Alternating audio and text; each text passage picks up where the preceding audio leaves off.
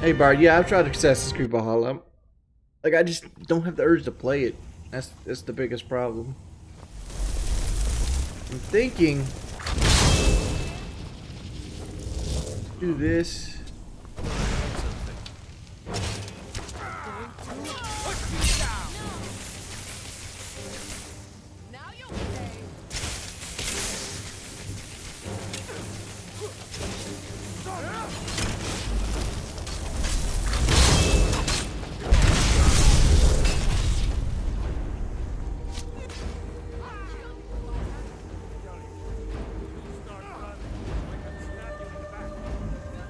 Ben's taking a butt cutting.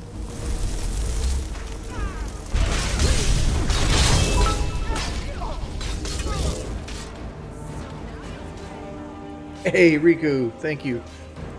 Free Some Ordinary Gamers. What's wrong with Some Ordinary Gamers? Isn't that like a guy with like that YouTube channel? Come on, dog. Come on, dog. Why are we out here chasing me? Leave me alone. Oh, come on, dude. Like, why are you...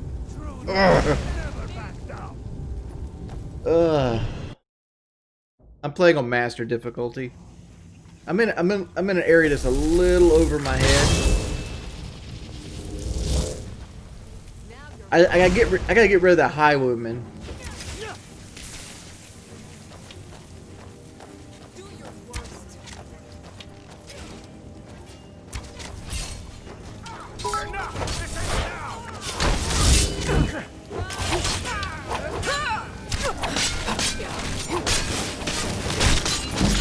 Dude, this highwayman fucking hits me with this two-handed axe and just does 200 damage.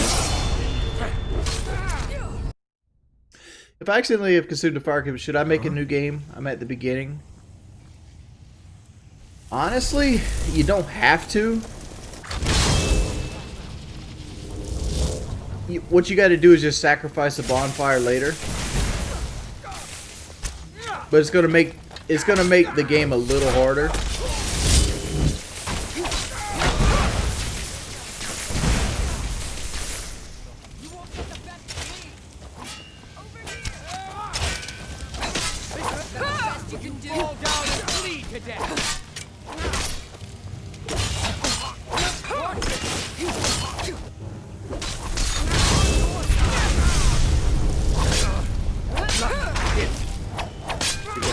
Get down.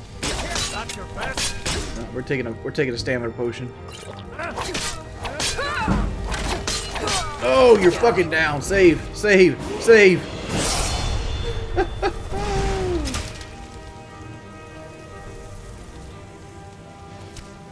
No, I don't do speed runs. Hey, Ice Cream Gecko. Yeah, but isn't it some ordinary gamer guy like the and he like to do like a million sub channel?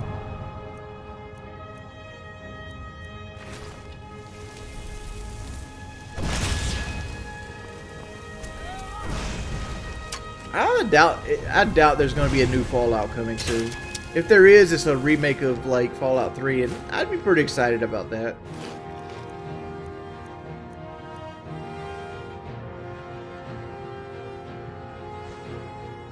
Technically meets the requirement.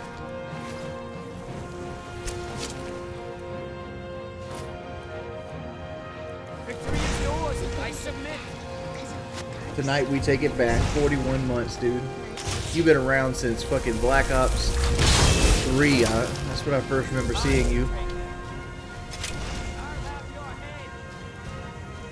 What do you think of Fallout 4? I like Fallout 4. I mean, like, I don't think it's the greatest Fallout in the Fallout series, but I feel like Fallout 4 is a great game.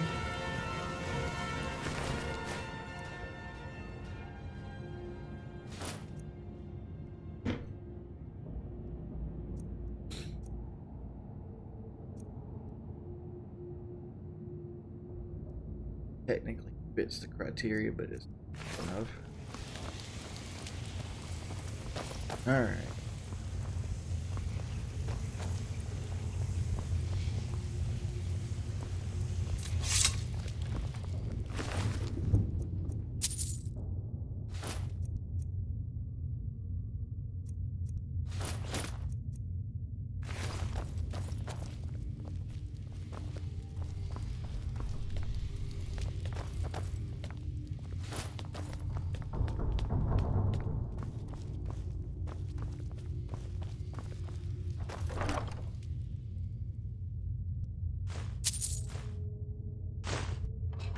Oh yes.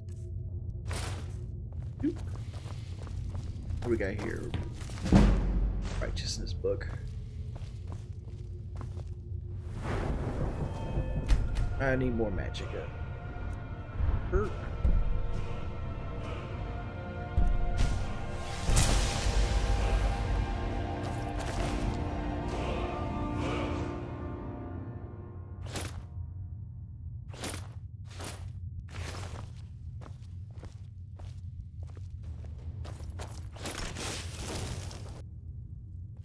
Let's see what we got here in the top. Fallout has too many glitches.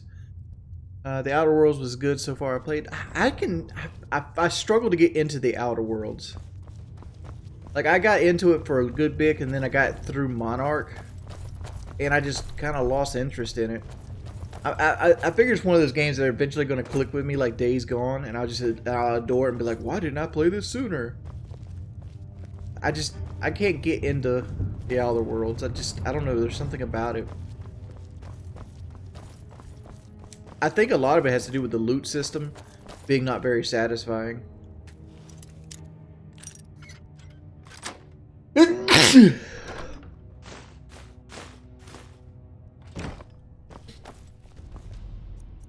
our torch on.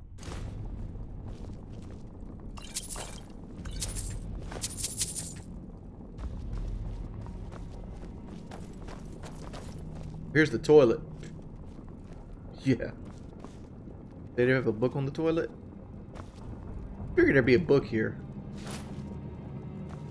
They brought an Imperial's helmet, though.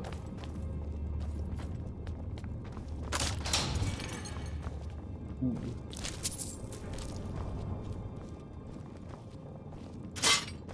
Apparently they had a rat problem, too.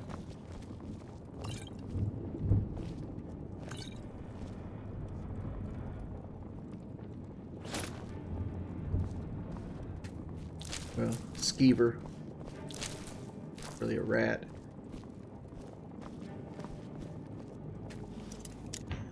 See, are you thinking about getting Cyberpunk? I'm most definitely getting Cyberpunk. That's a most definite first day buy. Blessings of Jesus upon me. No. I mean, like, if a new Fallout comes out and it's locked to the Xbox consoles to themselves, I'm most likely just play it on PC with a controller. Because Xbox doesn't really do console exclusives. It does Xbox and PC exclusive. Because, like,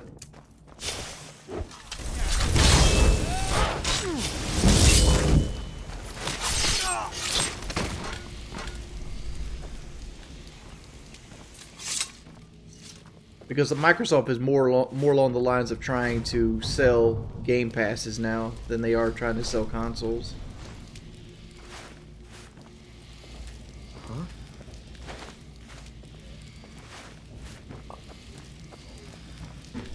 I can't wait either. Cyberpunk's already pre-ordered. How do I like the PS5 controller? I have to say there is something I don't like about it, and it's the squishy buttons.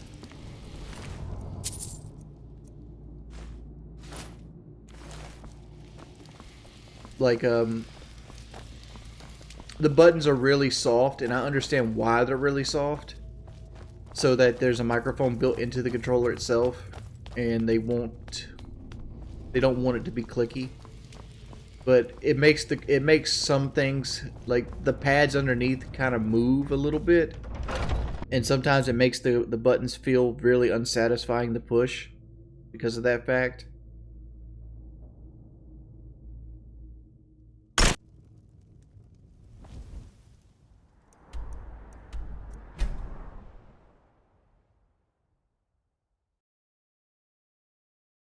So, like, sometimes you do something. Yeah, we're going to do the wife stream later tonight.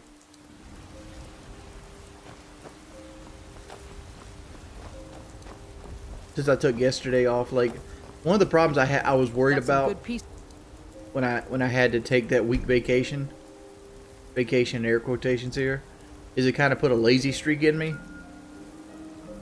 Because I was pretty much streaming, like, I don't know, 6 hours a day before that point. I gotta get back to doing that.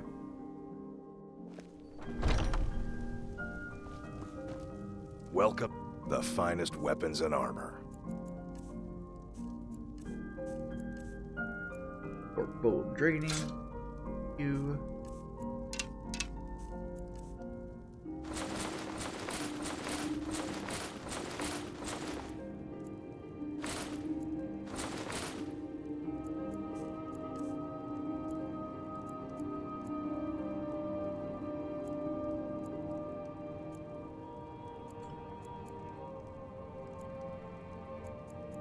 I need to make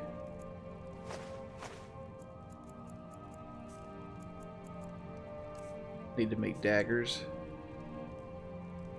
Good doing business with you. just to get some of this stuff off of me.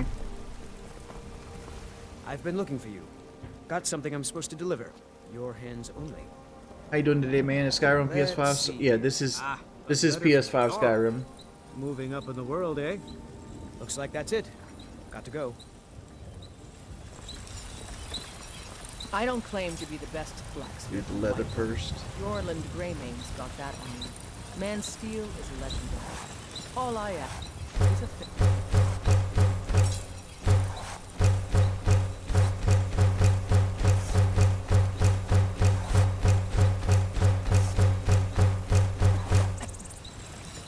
Yep.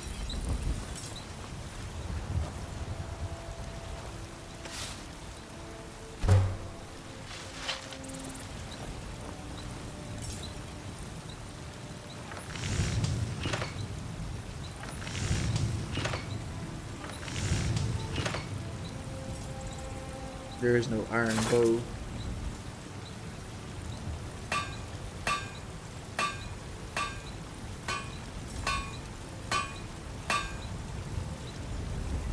Dagger.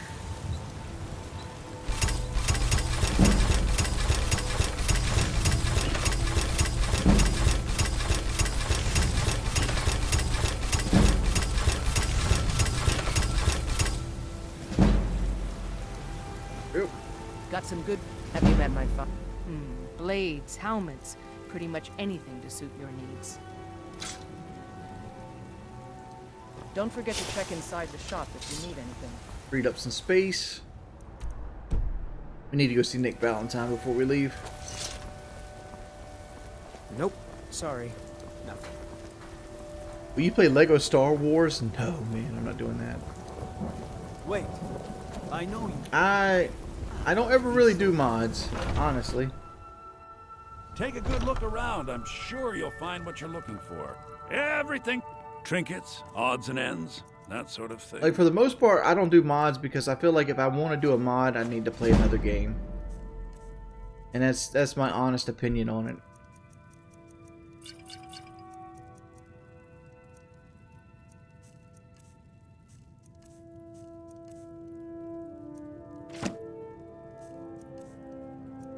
Jarl of Falkreath. Your pelts don't break down the leather.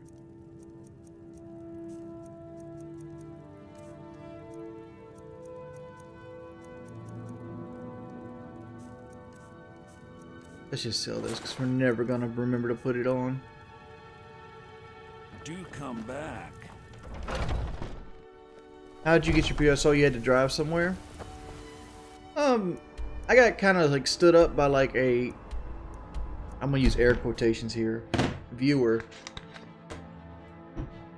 But like on the way back, one of my other connections came through. Like that the morning of the PlayStation, I put up a ad stating that I'd pay $700 for a digital, $800 for a disc, and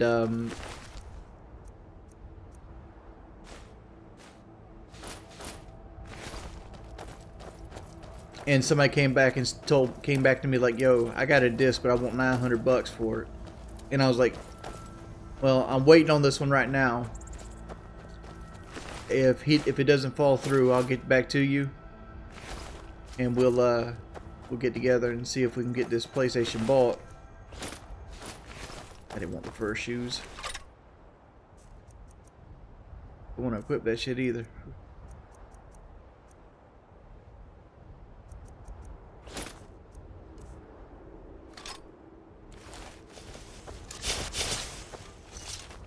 Good.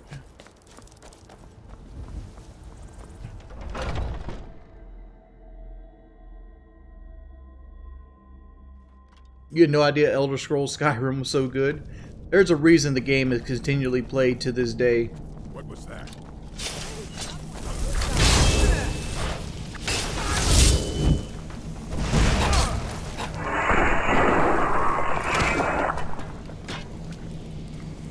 No, I don't play Elder Scrolls Online. And like I'm more of a Fallout player than a Skyrim player. Say like, oh, you love Elder Scrolls. I just recently, well, I can't say recently got into it because I played the shit out of it when it first came out. But like, I've never been a guy that played a whole lot more Elder Scrolls than Fallout. I just like the Fallout world better. But I don't know. Skyrim is just something I got into recently. Like again. This has been here before. That leads out. I guess those reset. What's the video called where you played M21 EBR on the state? It's Scout Sniper 6. But like all my videos are private right now.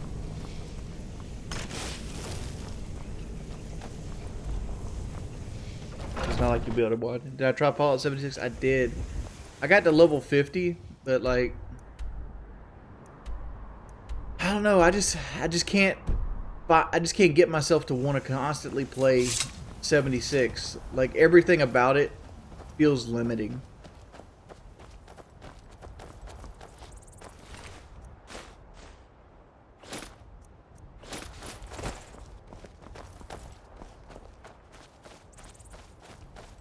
Excuse me. Oh, we had a $1 donation. $1 donation.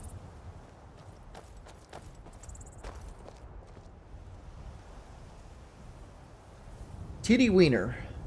Yo, like I said, I'm a sub, but I had to buy gifts last month. My sister and my mom's birthday, and then this month again for Christmas. You're fine, dude. Don't ever spend your last dollar on me. Do that. I'll make it. Thank you for the $1 though, bud. There's a couple things I dislike about the Fallout 76 system. I don't like the whole where you got to pick guns up to break them down. I don't like the limited resources. I feel like the whole camp system shouldn't even been in the game because of how limiting it is. I don't have time for this foolishness. Now come along quietly and we won't have to get rough. Brother. So dude. Like, especially the way that you can't really pick up and move. Like, you technically can pick up and move your camp, but you technically can't. And to me, that's kind of annoying. And the fact that it's... I don't know. I feel like the whole game would have worked better if they just made it an offline Fallout experience. Like, if they just made, like, another Fallout 4, but, like, a spin-off, that would have been cooler. Like, 76 could have been, like, the New Vegas of Fallout 3. Like, it's pretty much the same engine, the same mechanics, just a different world to, like, live in. I felt like not only would that have sold better, it'd have been looked at with a nicer, you know, filter. A mellow banana man.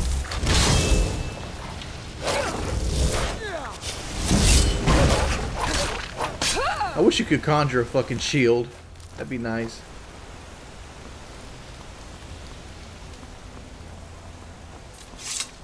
Guess that's what the iron armor for. Yeah, it's almost been a decade, right? Like next year will be 10 years since the last time we got an Elder Scrolls. Like a legitimate entry of the series. And like that's almost impressive. Especially with a company that doesn't put a game out every year.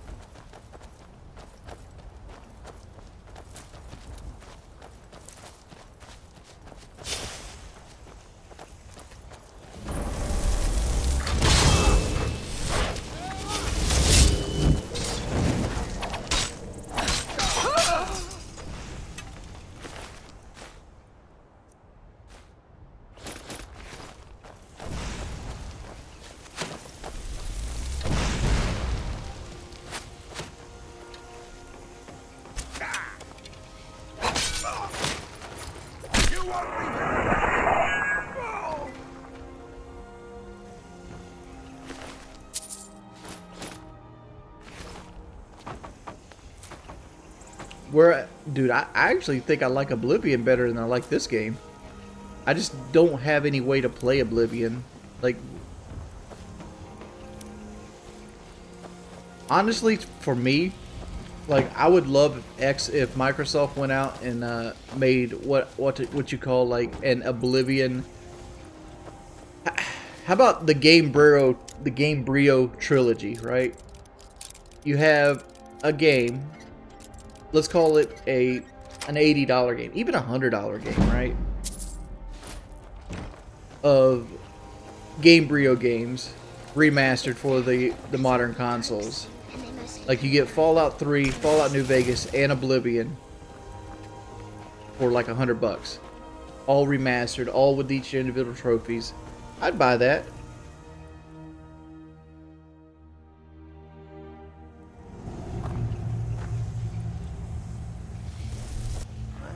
Who's that? Rodolfo? I don't have an Xbox no more. I actually gave my Xbox One away to my sister.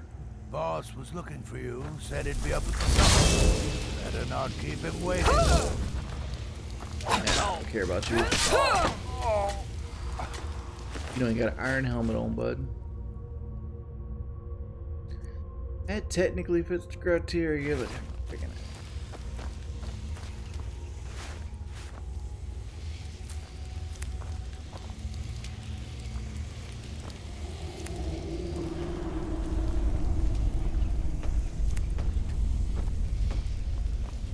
I forgot off the top of my head what actually makes conjuration potions. Helmet is getting picked.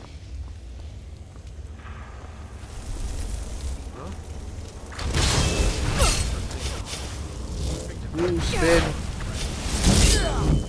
Spin. Don't fuck me, homie.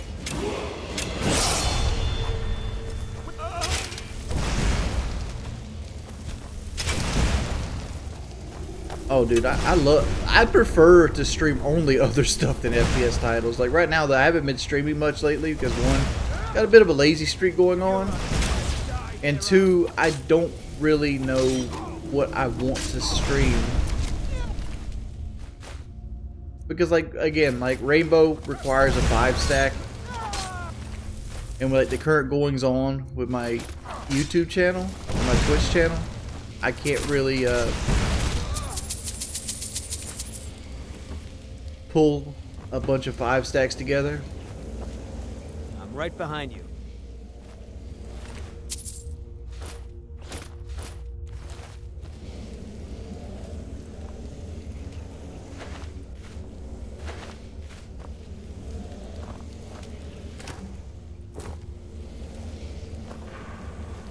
Let's get going.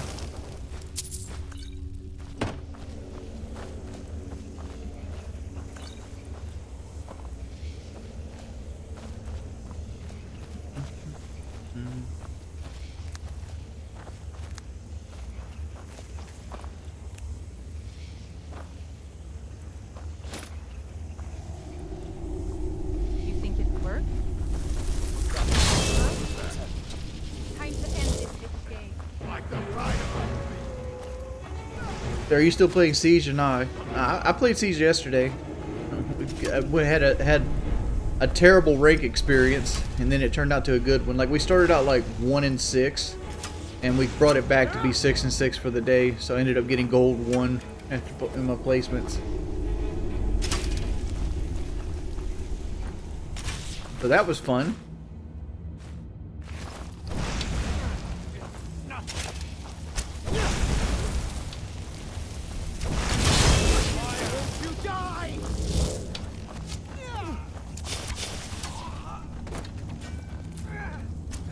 Mirror's rot.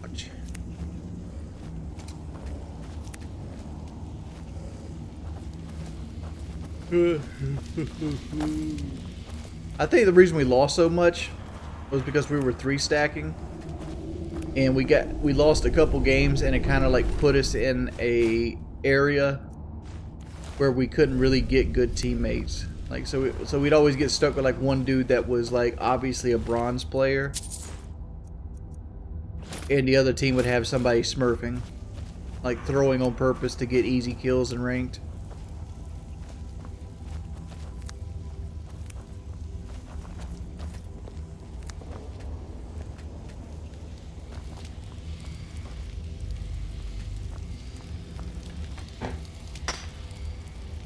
What I want for Christmas?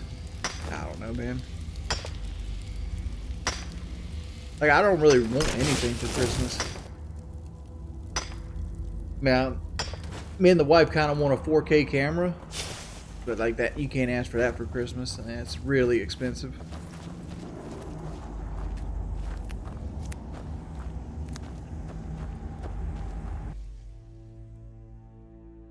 No, it's not for the bedroom. Like, she wants me to get back into making YouTube videos. No, wait, this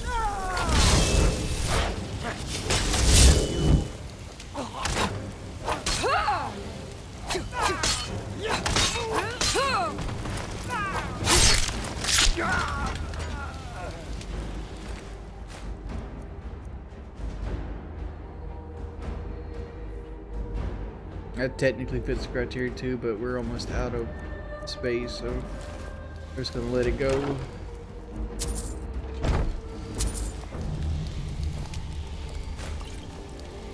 Up. And let's head back to Whiterun.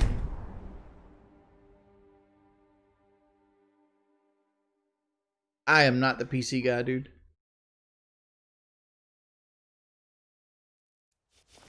Like, my idea of building a PC is like, well, the 3090 seems to be popular. Grab that, grab a motherboard that's compliant with it, grab a processor that can push it, and put on a solid state drive to install Windows and how many slave drives you want. There you go, there's your computer.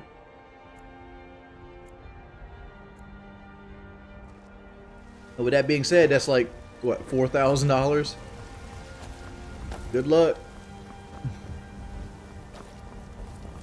Got some good pieces out here if you're looking to buy. More inside.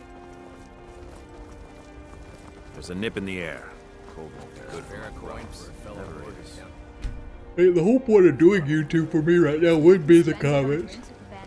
You just gotta look. You gotta overlook them. Take a good look around. I'm sure you'll find what you're looking for.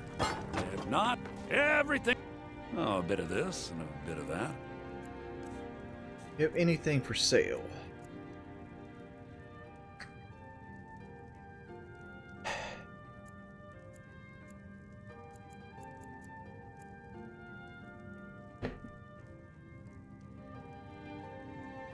I don't want to go that route.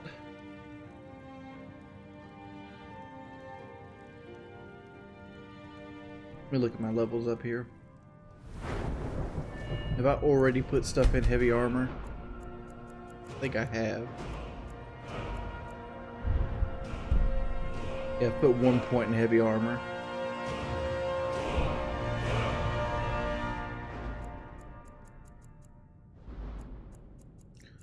Like, part of me wants to buy like that circlet and that. Do come back. Trinkets, odds and ends, that sort of thing. YOLO. YOLO. Opens up to sell stuff to you. We can sell that stuff. Blacksmith. Take the necklace. And stamina.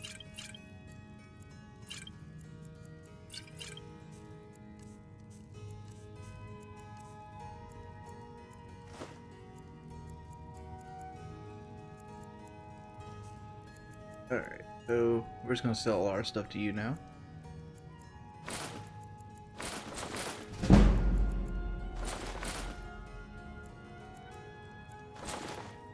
I'm selling everything individually because if you sell it in a stack, it only counts as one item towards your speechcraft. If you sell it individually, it counts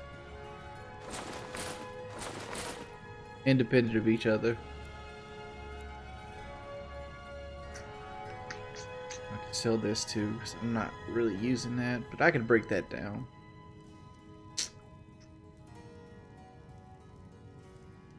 We'll break it down.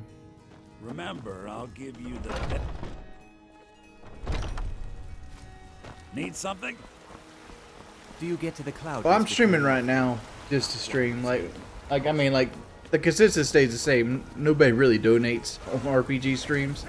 You tried mercenary But I guess that's not true because like my last 3 streams have been Demon Souls, and like combined they made like $700 bucks. I know you. So that's the thing. Today's stream is just because I feel like I needed to stream solo before I did another wife stream, because I did a wife stream, did 2 Demon Soul streams, and then I'd be doing another wife stream. I feel like I didn't stream enough in between. I've been holding on to this for you. I'm like, fuck it, let's play some Skyrim. How many viewers we got? We got 300. We do. Come to Dragon's Reach to discuss the ongoing. Besides, like, it gives me a reason to play rest of the great Skyrim. warriors.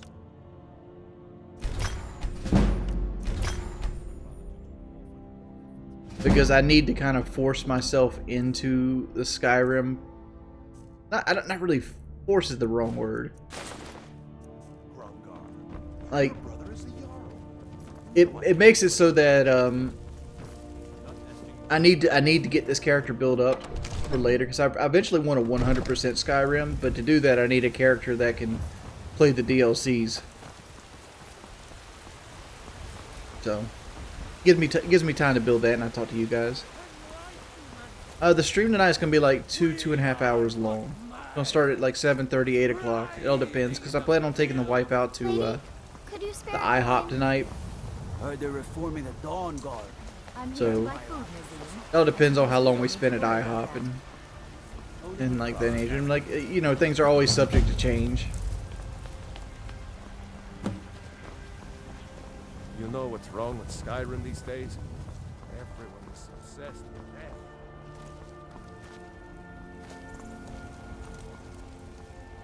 Why do I still have arrows on? I don't even have arrows.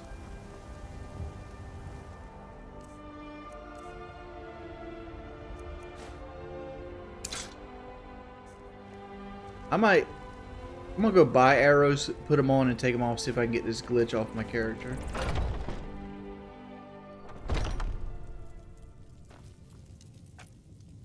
Hello, friend. What are you hunting? Never mind. I don't want to know. Hey, good morning, Mountain Wings. What do you think of The Last of Us 2? Will it be Game of the Year? I honestly didn't play it enough to make that kind of assessment. I just need one. I need to go back and play it again, honestly. Thank you very much for your business. There we go.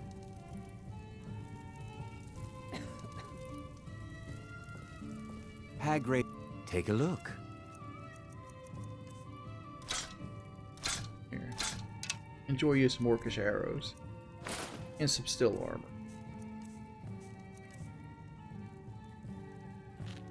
Farewell. Fallout versus Skyrim. Which one is better in my opinion? Are we talking about Skyrim versus Fallout 4? Does they run in the same engine?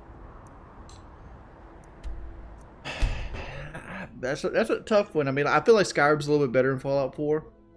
Fallout 4 is a good game too. Chat has actually cooled down a lot. Like a large portion of like my user base has kind of like chilled out.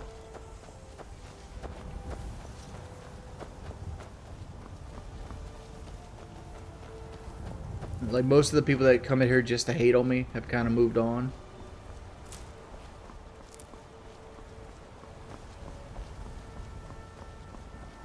Yeah. Oh, did you need something? I'm collecting ingredients to bring to the gourmet. He'll think my taste's so refined when I offer them to him. You have heard of the gourmet? I would prefer another Witcher game than Cyberpunk, but I'm willing to be open to a new world. So I can tell him how he changed my life. For all I know, the gourmet is a woman. You know, I've heard the gourmet is in Skyrim right now. We beat him cooled down. I mean, like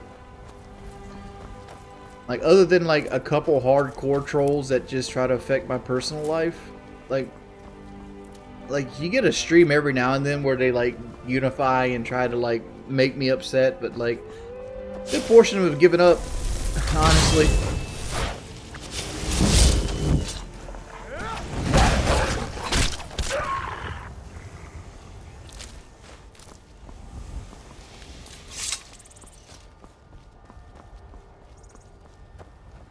Is the troll place here?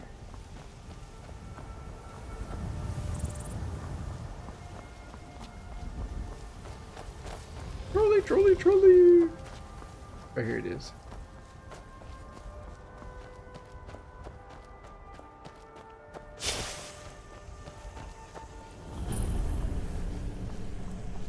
I never was hyped for it, but like,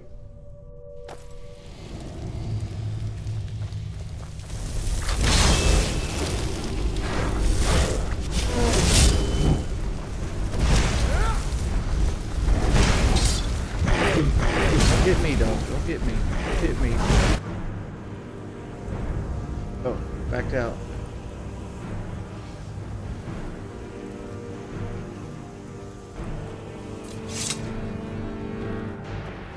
You know, one thing I was doing before this is I was trying to get to become ethereal.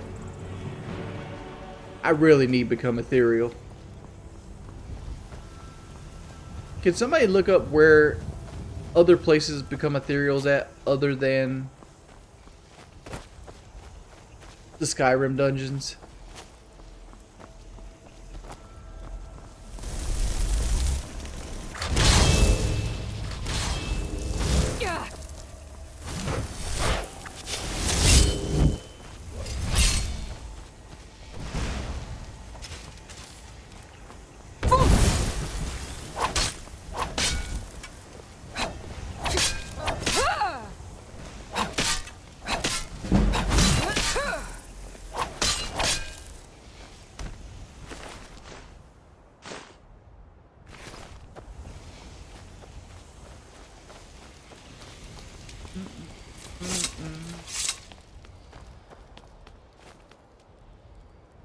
Are there gangs in my area? No. I've heard some good things. I'll ask you to try. Do you? Yeah, I do like Effexor. Effexor to me is a little bit better than. You know what I need to do? I need to switch over to the Mage Stone. Effexor to me is better than Lexapro. Like Lexapro made me just numb and like dulled everything out. Effexor gives me the same side effect as Lexapro, where I don't get anxiety. But it doesn't dull everything out. It doesn't hide my personality, so I can actually be myself.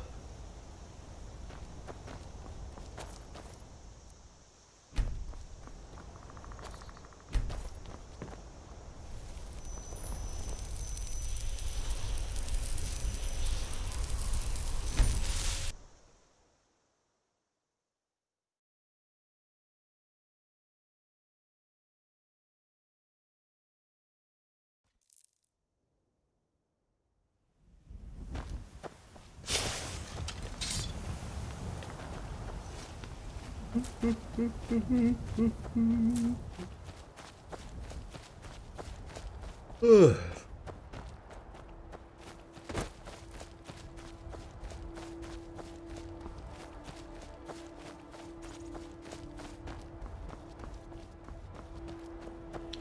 Yeah, another fun fact is you can just make cure disease potions or touch shrines and just not be a werewolf or a vampire. That's the route I usually go.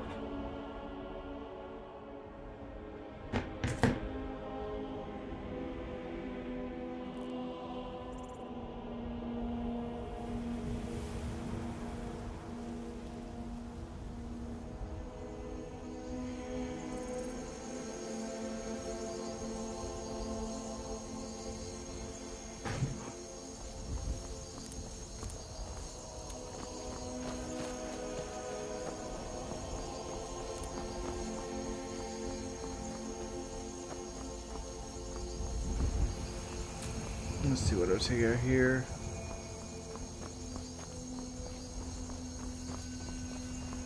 Marketing 101. Where would the Witcher 4 be located? Witcher 4 takes place in another world besides Earth. So like you can't be like, oh, It's not like Novigrad is like in Ohio or somewhere like that.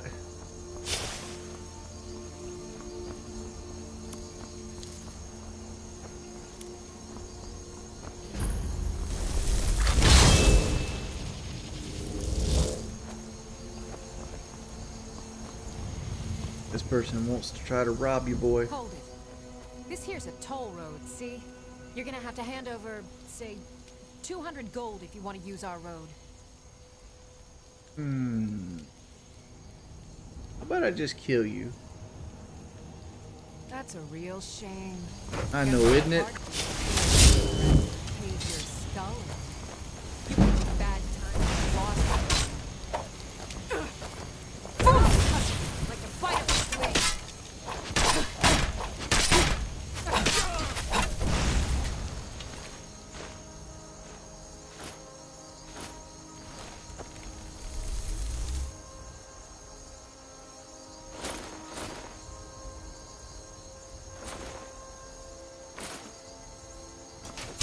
Steal stuff.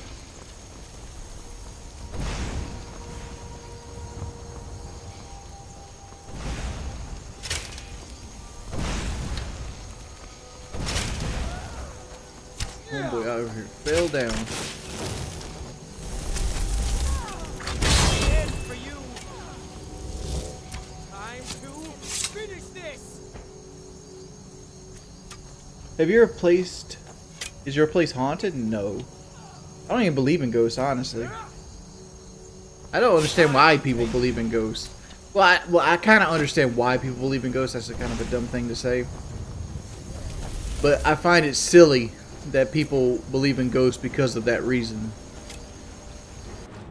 Like, we understand that mirages exist and that the mind can play optical illusions to make you think you see something that you didn't actually see. Like, if somebody goes out in the desert and sees like a slushy machine, they wouldn't be like, oh my god, there's the ghost of a slushy machine. They'd be more along the lines of,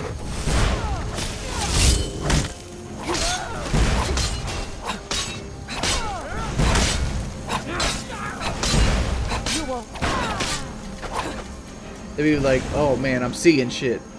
Alright? But for some reason, if it's like someone that you missed or that you might have like a traumatic experience with, that makes it different. And I think religion has a whole lot to do with that as well. Like the whole, propagation that there's a beyond and things of that nature. But like, I just don't believe in ghosts. Don't think they're real. It's just kind of like shows that be on like the Sci-Fi Channel, like Finding Bigfoot. There's 7 fucking seasons of shows called Finding fucking Bigfoot. You know what? They ain't found that boy yet. They never will because the motherfucker don't exist. He doesn't. Like Atlantis. Atlantis doesn't exist.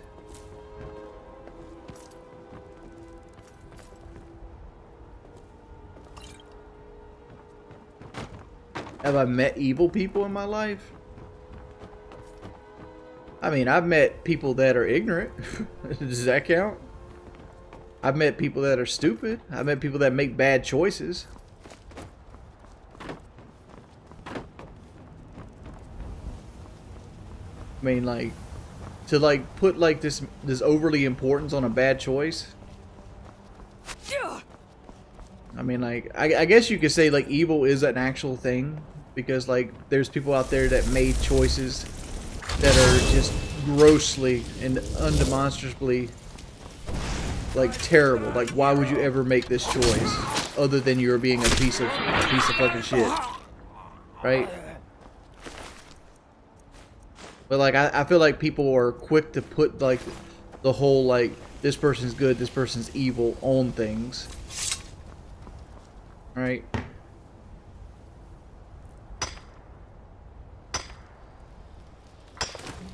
For example, if somebody was to rob a convenience store with a gun because they have a drug addiction or they feel pressured that they need money or they're sad that they're not providing for like a child at like Christmas time or whatever the reasons that they give themselves to rob a store, which, you know, does that make that person inherently evil, right?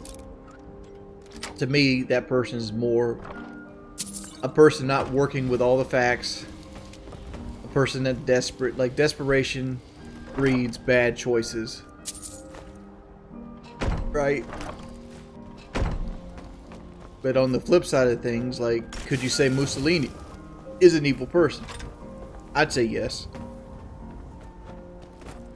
But the same in the same effort, I'd say Joseph Stalin was a bad person, and so was George W. Bush. But but George W. Bush is the lesser of the two, because at the end of the day, everything he did with good intentions. They always say the pathway to hell is paved with good intentions. Right? Do I believe in Santa? No, I don't believe in Santa. I pay too much for fucking Christmas presents to be believing in Santa.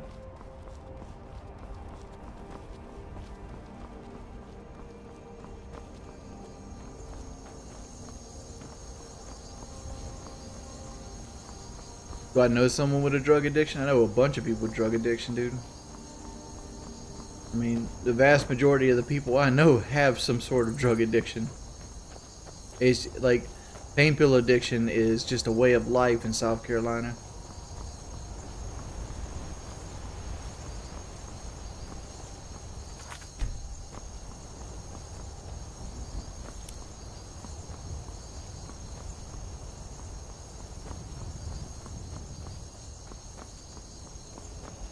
Imagine comparing someone to someone who has vastly more intelligence than me. I don't understand what you're saying. Again, like, intelligence is something that's relative to the subject. A person that's good at biochemistry has a good chance of not being good at auto mechanics.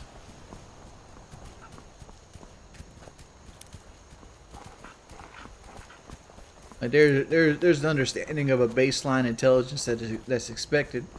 Like, you expect people to be able to read their native language fluently. You expect people to read and comprehend things. You expect people to make deductions and critical thinking skills, right? These are the baselines of, like, most, like, intelligent conversation, or what people consider intelligent.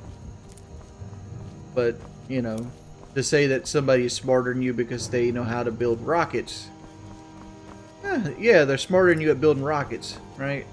Like, a rocket scientist will easily outbook learn, like Mike Tyson, right? But will that rocket scientist be as good at, like, you know, pugilism as a rocket scientist? Will a rocket scientist be as good at pugilism as Mike Tyson? No. Mike Tyson spent his whole life learning the craft of pugilism, whereas a rocket scientist spent his whole life learning how to build rockets. Right? That's the difference. You know, you can't teach an elephant to climb a tree.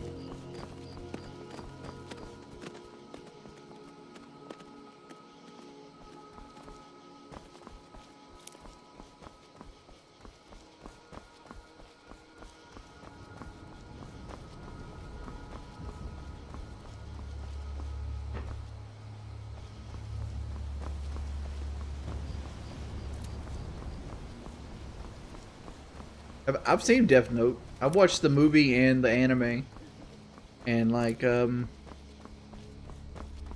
don't know. I mean, like, I didn't get where the hate was. I kind of enjoyed the movie. The anime is a little bit more fleshed out, but it's essentially the same shit in a more elongated story.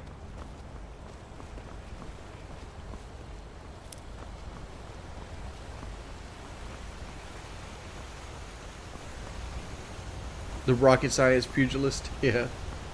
That's my Fallout 3 character. Over here. That's close. Never should have come here. Oh no, a vampire! Why you gotta be a vampire?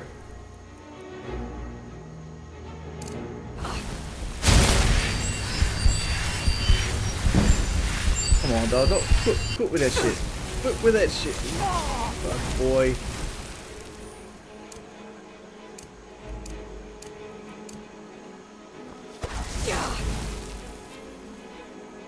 You out here giving your boy fucking vampirism, huh? I don't even have a cure disease potion on me.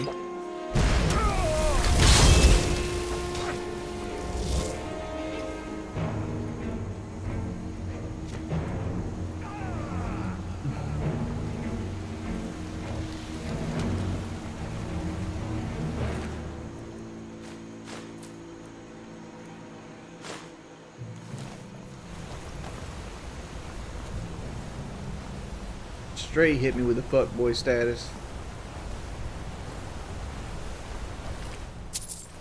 Relisten. Where'd the other person go?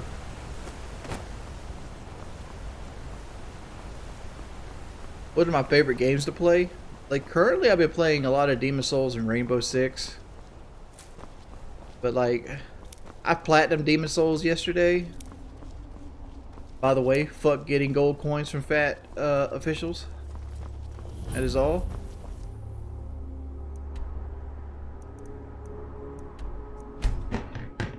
Let's go fix this where vampirism goes. Where vampirism gets worse.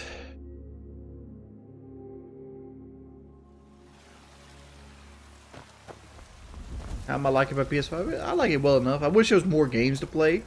Like, technically there's Godfall that I could buy and play, but like, there's nothing about Godfall that I actually care about. Like, the game doesn't look that great, and it's getting bad combat reviews, and maybe down the road when I can pick it up for like, you know, $10, $20 or something like that. But like $70, we ain't about that $70 life on Godfall.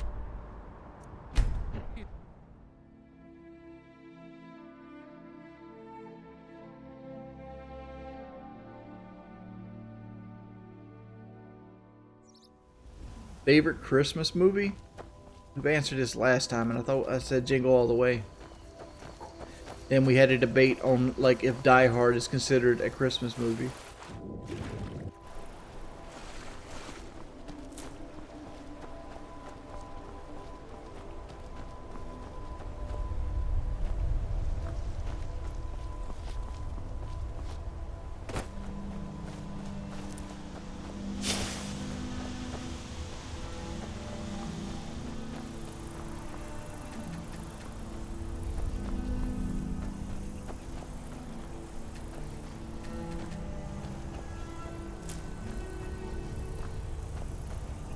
There's a woman in one of the mills that has a quest where they want you to pick jazzberry grapes.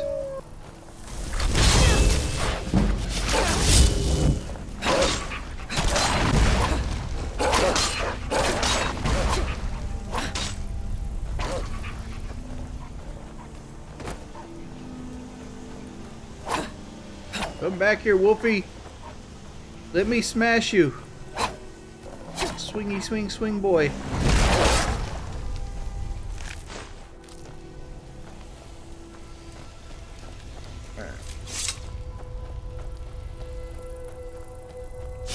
And finding 20 jazzberry grapes in this motherfucking area is difficult.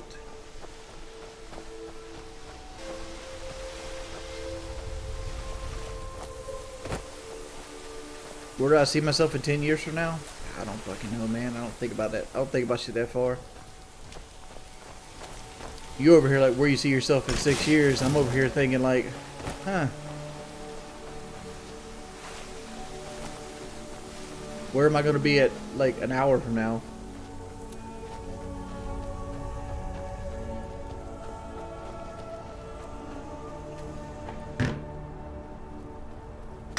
It's like I'm over here thinking like, man, going back to sleep would be kind of fire. Hey, we're like 670-ish followers away from 200,000. Where do I see myself in 200,000 years? I don't know, probably dust. Maybe be a flower or some shit. Maybe aliens or like dinosaurs have taken the world over by then.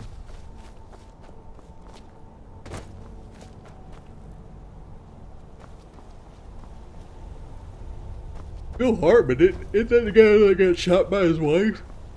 Like from Saturday Night Live? I don't know. I didn't really know much about Phil Hartman.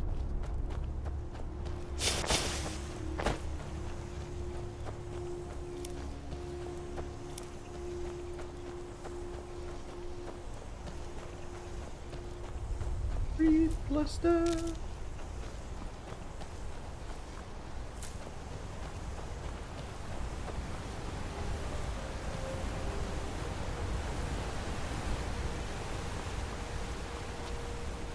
I don't think the world's died, right? I don't think the world gives a shit about us, right? To the world, the humans are like another rash that, you know, it'll just shake off, kind of like the dinosaurs. Like, humans are creating a habitat which they can't live in through, like, you know, over induction of carbon dioxide, destroying the ozone layer and things of that nature, right? Humans are fucking themselves. But the Earth doesn't give a fuck if it has an ozone layer or not, right? It's perfectly happy living as like a volcano planet or like a water world if it needs to. Let's not confuse the two. It's not like we're killing Earth. Nah, motherfucker, we killing our ability to live on Earth.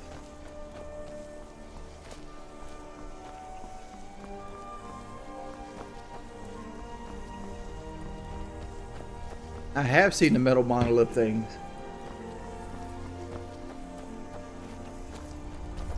And like, I don't go conspiracy theory. Those are pretty much man-made. I bet if you were to take like Google search images, you'd find tire tracks or like places where a helicopter has landed and put that thing down and picked it back up and things of that nature. It's just people playing a prank. Like, things like that never really withstand scrutiny.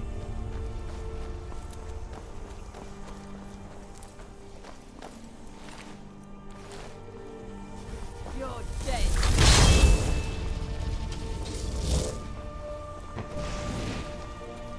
Mastodon's my favorite band, Ski Wish.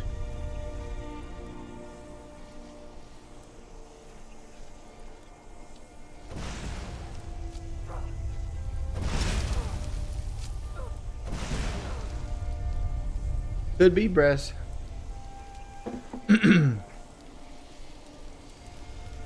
I'll be picking up Baldur's Gate 3 when it comes out on PS5, not when it comes out on PC.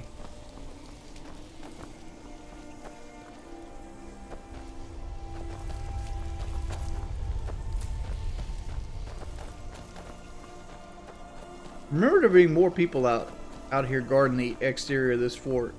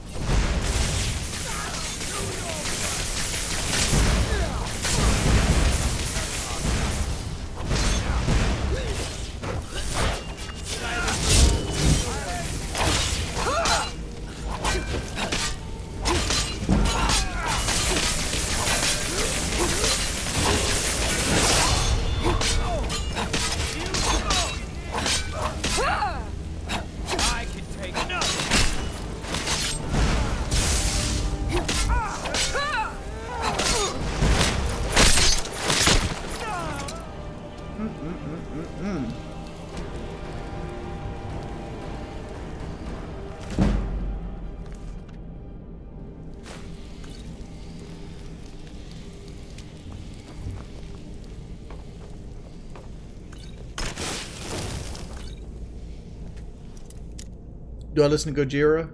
I've only listened to one album from Gojira. That's from Mars to Sirius. And I like that album, but I haven't listened to anything else.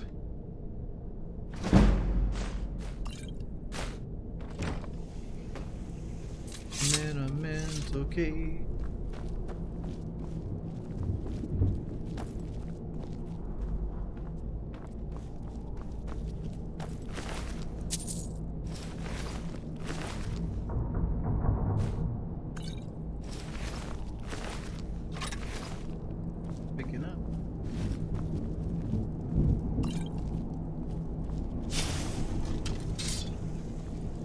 The Amulet of Kings.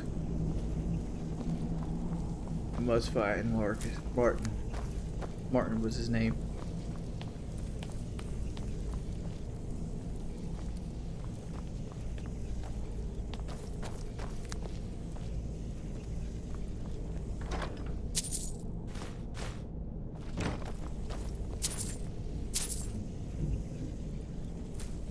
Fire saw. We're gonna need those for the blacksmith in Riften. Death bell, ectoplasm, good stuff. Good stuff. Gorilla.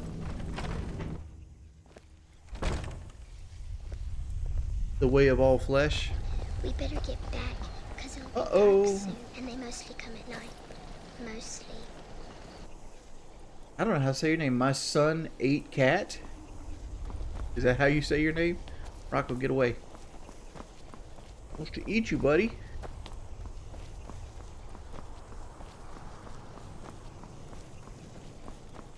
Thank you for the tier 1 subscription, bud.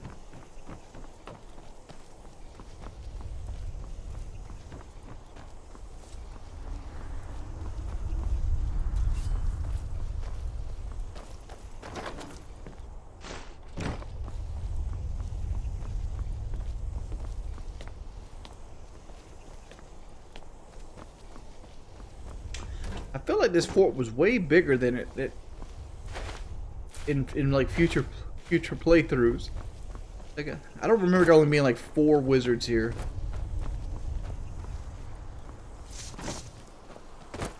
Oh, hello.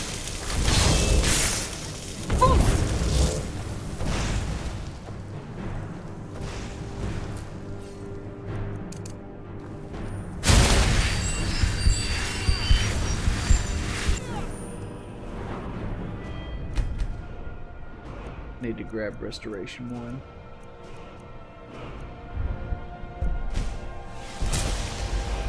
I got a couple perks here. Hold up.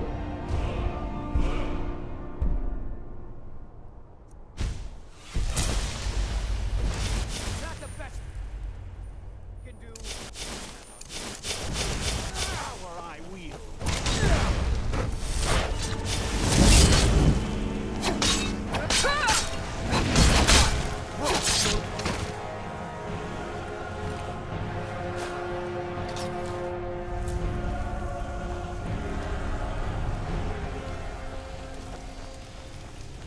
What's over here?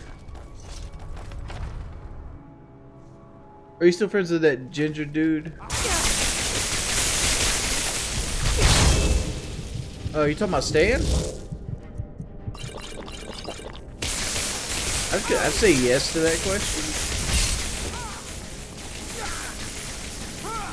Dude, these guys fucking your boy up.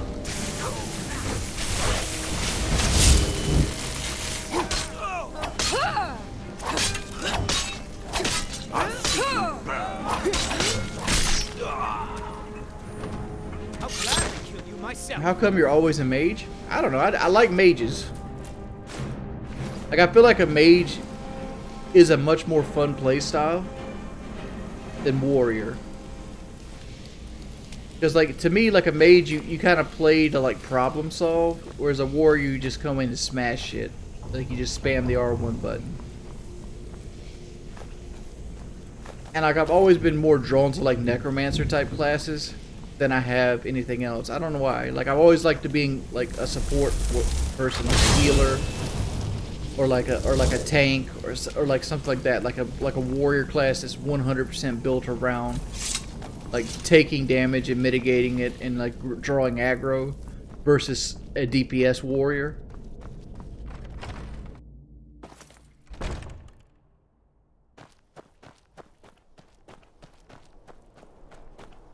You know, that's me.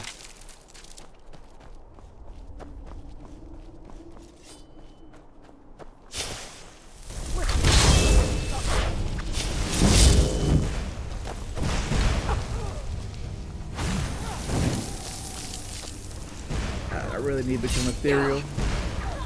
Like, the problem I'm having right now is like I keep pulling aggro from my spells.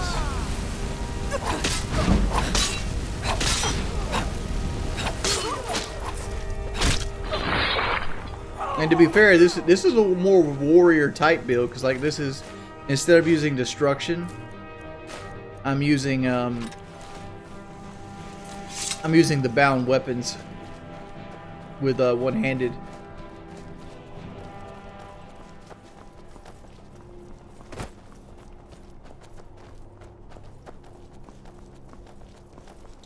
I think people are bored of Skyrim right now in my chat. Like not very many people are talking.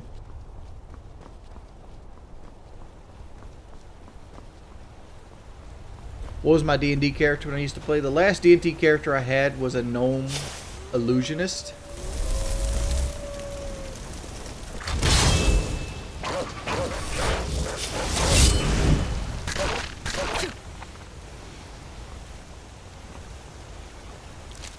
Who was an old man who was also an alchemist. So like he worked well with alchemy, and he did illusion magic. So basically what he did was, like, we had a barbarian named Doug, and I would put like mirror image and things on Doug in like battle, but for the most part I tried to stay out of battle.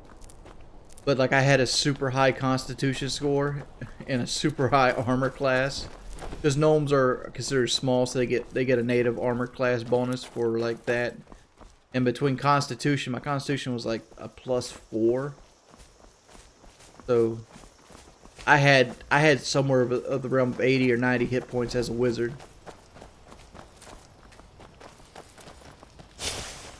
And the problem with like D&D, like in real life, is like the like your DM will always metagame, and if your character is really hard to hit or has a really high armor class, they tend just not to swing at you because they know like it's pointless.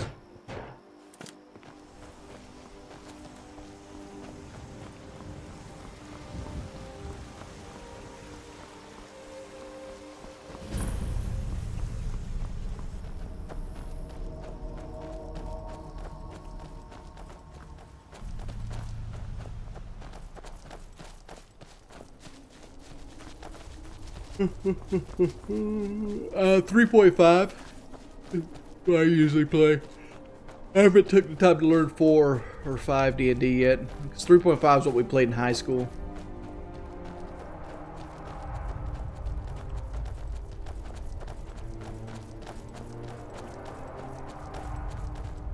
Cave up ahead. Trouble, or maybe treasure.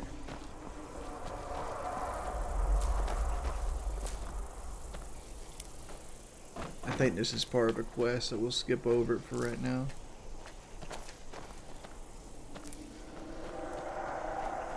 I hear a dragon though.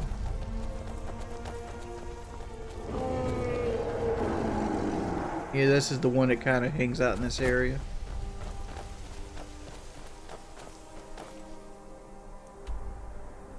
Yeah, let's go back to Fort Ammo. Can't do that. Wait, is it in the right direction?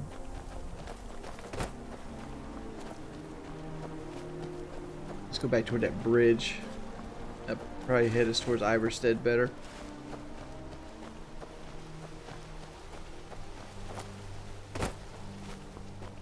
Dude, it's actually really difficult to gauge like what you could throw at a party as a DM that won't wipe them but challenge them. Like the campaign I DM'd, like I've struggled with that almost 100%. Like I would want to like challenge the people, but like they'd either walk over everything I threw at them with ease, like combat wise, or it would pretty much take them to the end of their resources to the point that they need to make new characters. Like there was no in between. It's hard to find that happy medium. And that's where video games come in. Like video games are good at finding the happy medium where it's like, this is challenging but doable. And like creating monster encounters that are challenging but doable without being like an outright cheat. Like giving, I don't know, like a goblin like 3 times its health or something like that. It's kind of difficult. How many games I DM? Only DM 1 campaign. Then I discovered that I'd rather play than DM. Any tips for Skyrim on beginners? Like, Skyrim's an easy game, man. Like, what are you struggling with?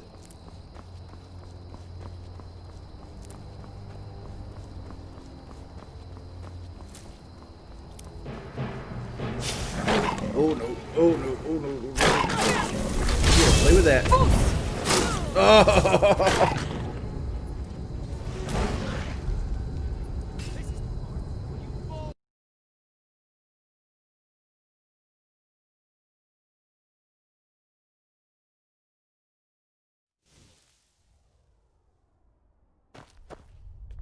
Oh. Really? All the way back here? Oh.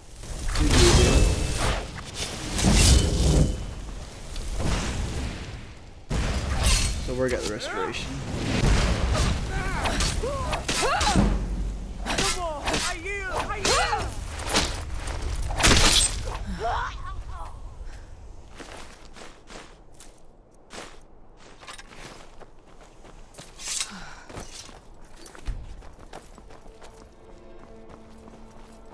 I was better at mathematics than English.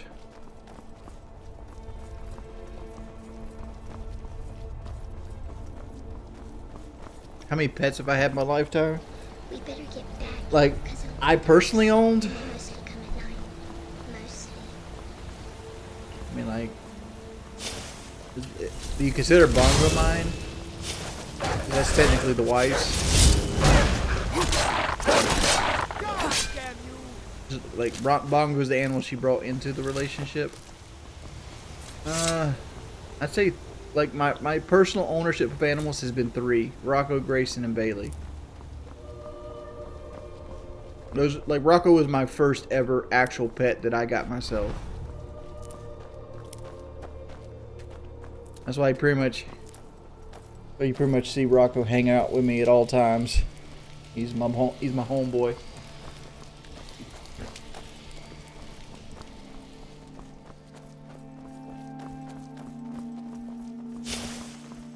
Ooh, thank you, 672. 28 months, dude.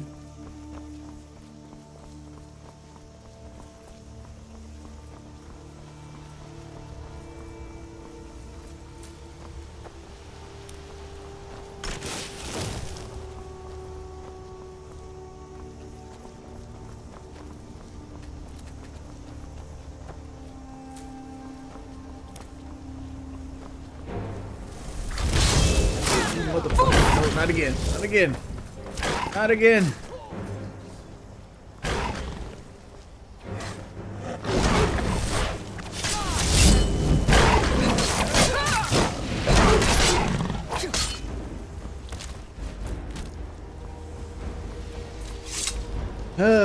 Yeah, this PS5.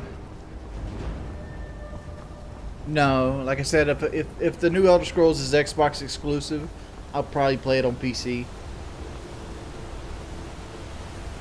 There's just no reason to get an Xbox unless I get one like super cheap. Because then you got to pay for Xbox Live and all this other nice stuff, and it's like I don't feel like doing all that. Matter of fact, I need to cancel my Xbox Live because it renews in January.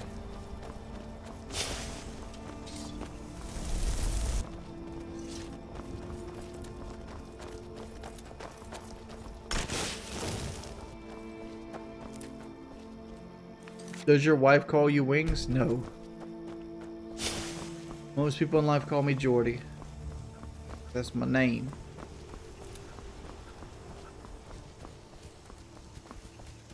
No, they're capped at 30. Like, until like the thing is patched, I don't see Skyrim getting patched on the PS5 again, honestly. Because like, why would Microsoft pay Sony's like patch fee to update a game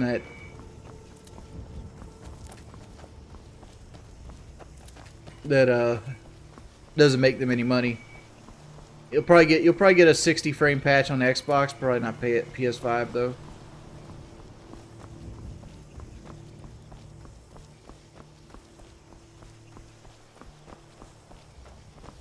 Another one?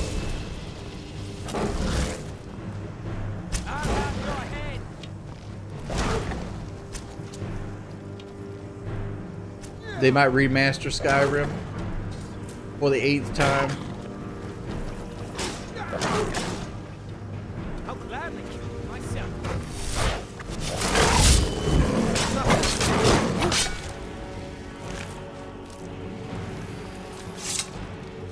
Like this Skyrim actually caught me off guard. Like I thought I was getting a lot more than I actually got.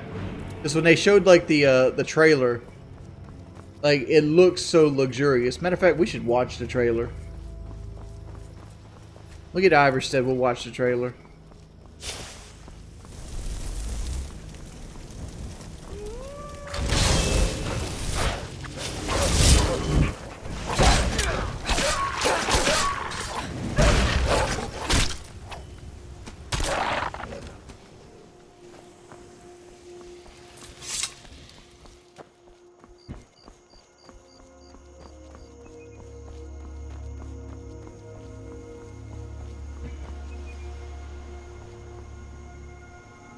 How many? Hey, I'm having trouble with Dark Souls 3. I'm on the tower of the wall before the second boss. There's a big fat tall gladiator and a bunch of gladiators before the boss. Oh, Abrizio, you're talking about I forgot, what's that fucking boss's name? Something of the Boreal Valley. The dog thing, the frozen dog thing. What is that guy's name? What are you having trouble with? Vort of the Boreal Valley, that's his name. He's weak versus dark. If you're really having trouble with him, past the dragon where the dragon blows fire, there's a mimic, and inside that mimic's chest is a void axe. That's his weakness. It's there for people that are struggling with him. But the key to him is just to stay behind him. That's really the key to him.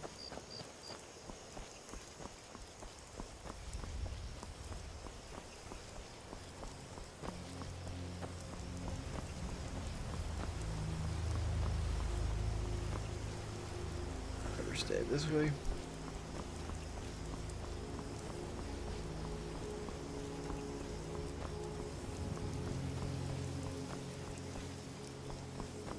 You want a PS5 so bad?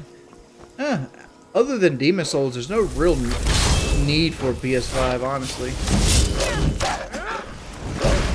I know, like, everybody says that, but, like, as a person that's played it, like, unless you want to play Demon Souls, like, that's pretty much all I've played on my PS5 is Demon Souls. Like, the load times are great, but, like, to me, I feel like the PS4's, like, interface is better laid out right now.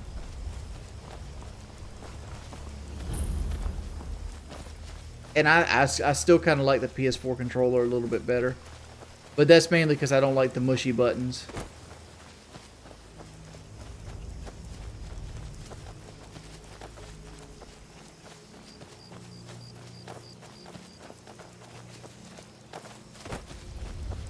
I don't think I did a favorite album video. I did a video of albums that had a positive change on my life.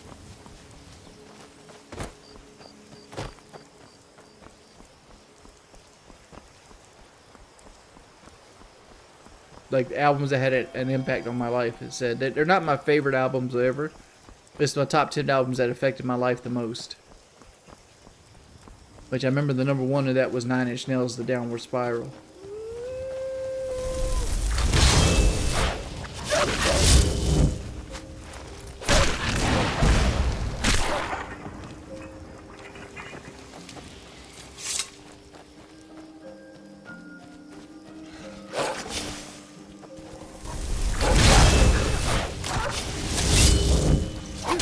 Again, like the PS5 controller has all these extra features like haptic triggers and haptic feedback and things like that. But to be honest, as a first-person shooter player, I turned all that shit off. Like I don't play with vibration. I also don't like the trigger pull mechanic. Maybe in other games it'll be worth it.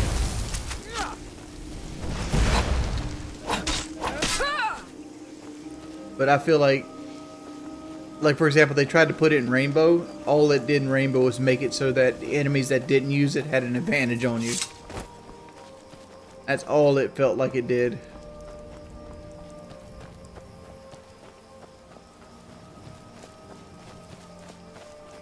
What are you talking about, like metal? I still like metal.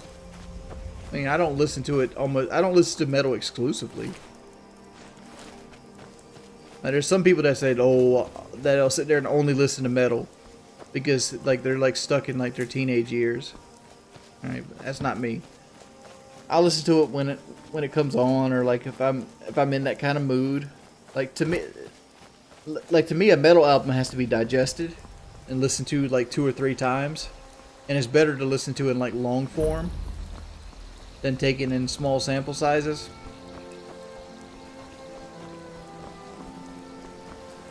It is what it is with that.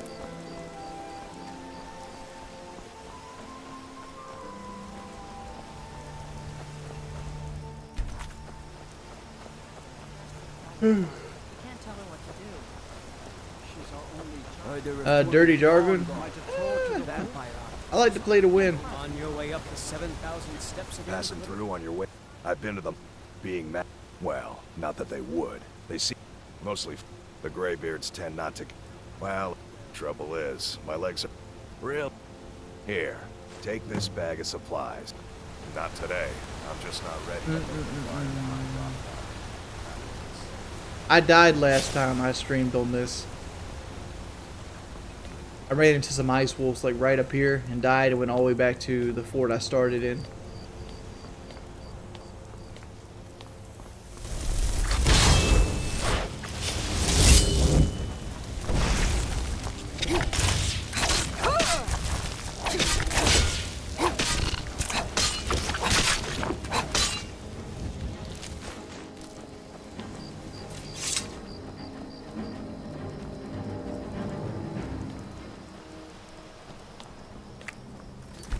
There, we saved.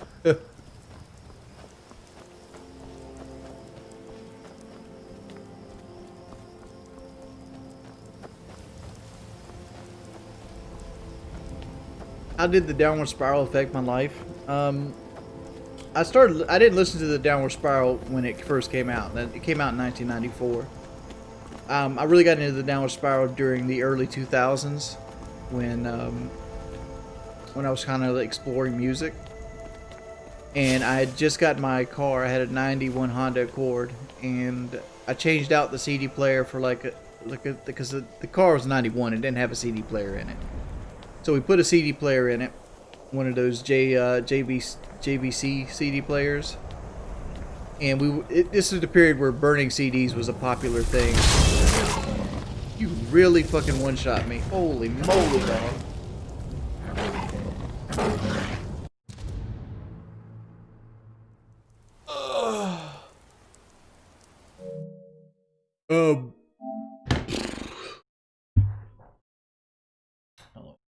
Hour and a half. Yeah, good thing I saved.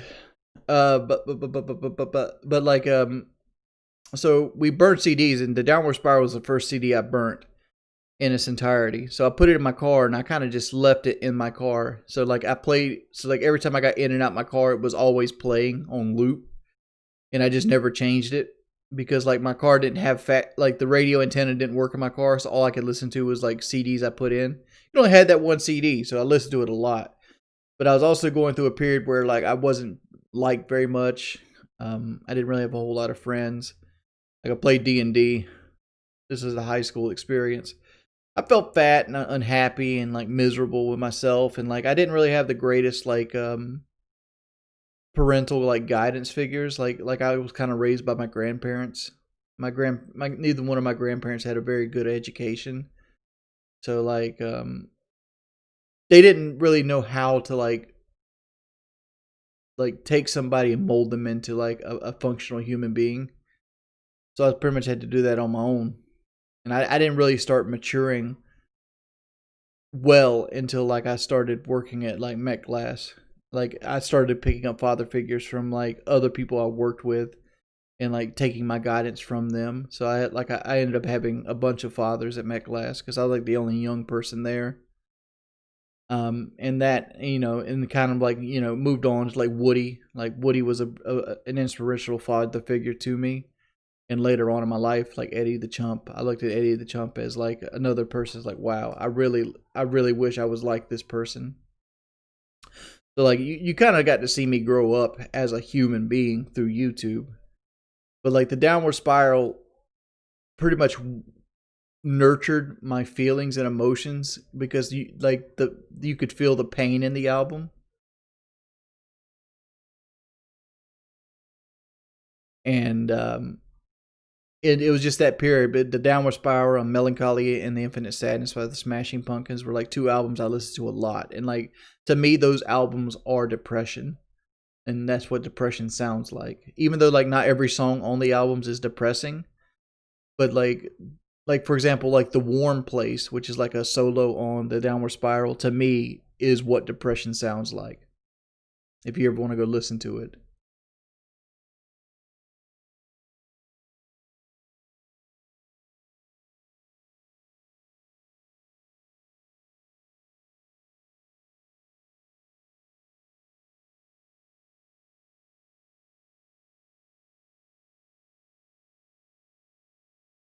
Why are you using a system that has it's on a TV?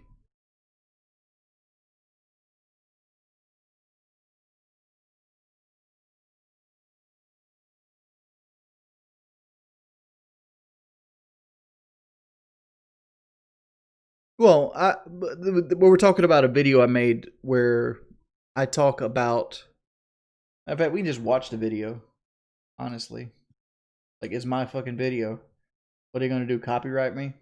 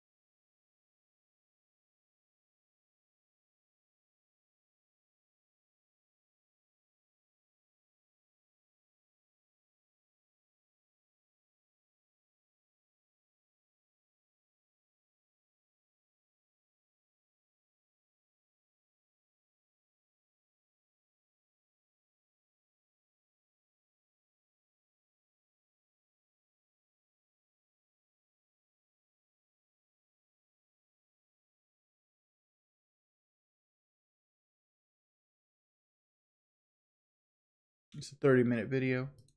Hey.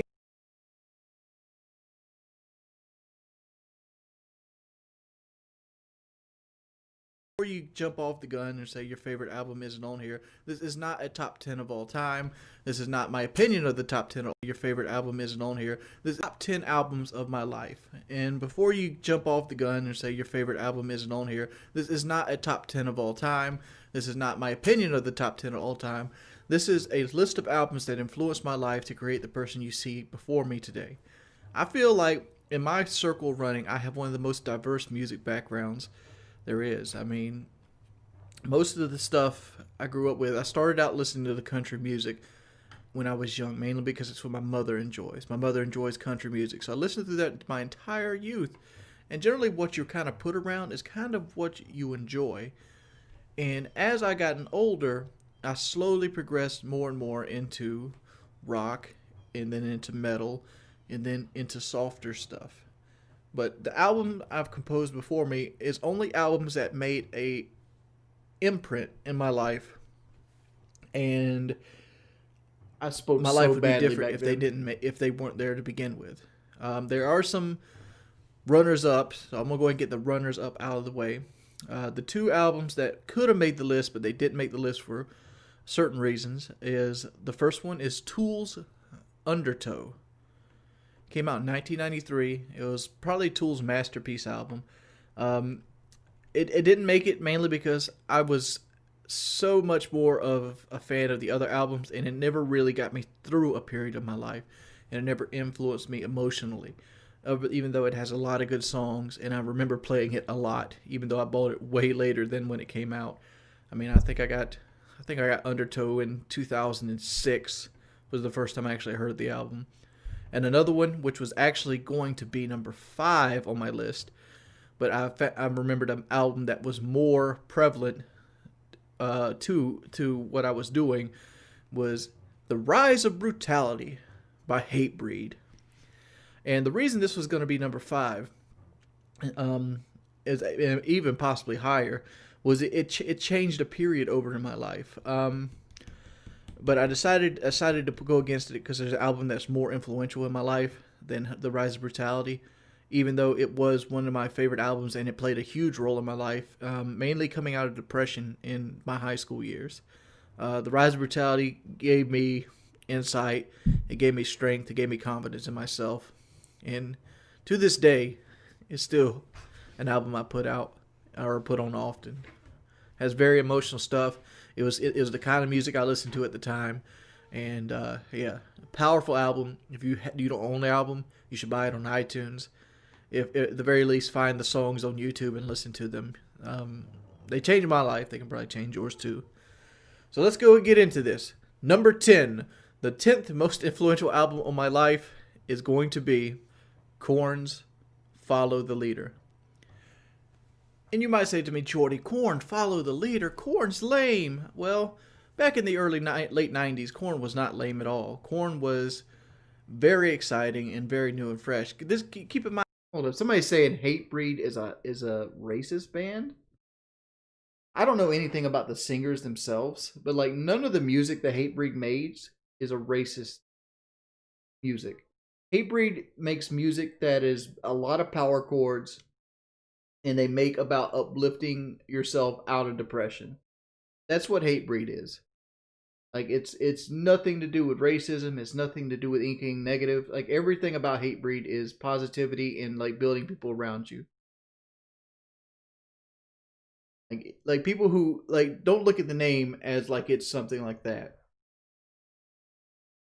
Fine, this is coming from a guy that listened to mainly Garth Brooks and George Strait most of his life, and I went to a period. I think Follow the Leader came out when I was in middle school, because I remember I used to go. The first song I heard from Follow the Leader was "Got the Life," and it was on MTV back when they actually still played music instead of and. Got the Life, and it kept going up the countdown, up the countdown, up the countdown. I never heard of Korn before at this point, and I loved it, and like it got me hooked to Total Request Live, which eventually led me to like buying like Limp Bizkit's $3 bills, y'all, because it debuted with Counterfeit at like number 7, and then Faith got on there, and then later on Significant Other, Nookie blew up, and Limp Bizkit blew up with him, but Korn was already blowing up, and it kind of got me into that stage. I think they want to call it like rap metal. Korn doesn't really rap, but they kind of fell into that genre because they had like Ice Cube on their album and stuff like that. And I really liked the content with it. So I got Follow the Leader for Christmas. I got Follow the Leader and $3 bills, y'all, at the same time for Christmas. And it influenced me because it kind of paved the way for the changeover. Everybody kind of, when you're doing stuff like when you're changing over to music, you don't do drastic changes, and I slowly molded into it and molded into the rock stage, and that's why Follow the Leader comes on here. It helped me mold over from country music into the more something closer to rock and roll. I don't want to piss anybody off and call it rock and roll, but it had a change over to that modern day rock band. Number 9. My big fat sausage fingers. Oh, number 9. When I wrote this one down, I even felt bad for writing this one down, but it's the truth. Disturbed's Down with the Sickness. As you'll notice, Disturbed's a little bit harder than Korn is. Some people would debate that, but Disturbed's Down with the Sickness was an album that I took because at the time I was very into wrestling. And I heard Stone Cold Steve Austin say that his favorite album out was Down with the Sickness by Disturbed. And the only song I'd heard at the time, the only song that was getting radio play was Stupefied. And like I didn't like Stupefied when I first heard it. I'm like, oh, this band sucks. But when Stone Cold Steve Austin said he liked it, I went back and listened to it again, and all of a sudden I liked it. And I remember saving up my money, and I went and bought Disturbed at a place called Mood Swings. And Mood Swings was a little CD shop. They went out of business now, but I bought a lot of my albums there. And the reason I put Disturbed on the countdown is mainly because it reminds me of times when I used to hang out with Zachariah and my brother and Josh, and we would sit up all night on summers and play video games. We would listen to mainly like Korn, Disturbed, Limp Bizkit, and I had an old RCA, boombox, and we would sit there play it and play it and play it, and like we just wore these things out, and we knew every single word to the Down with the Sickness album.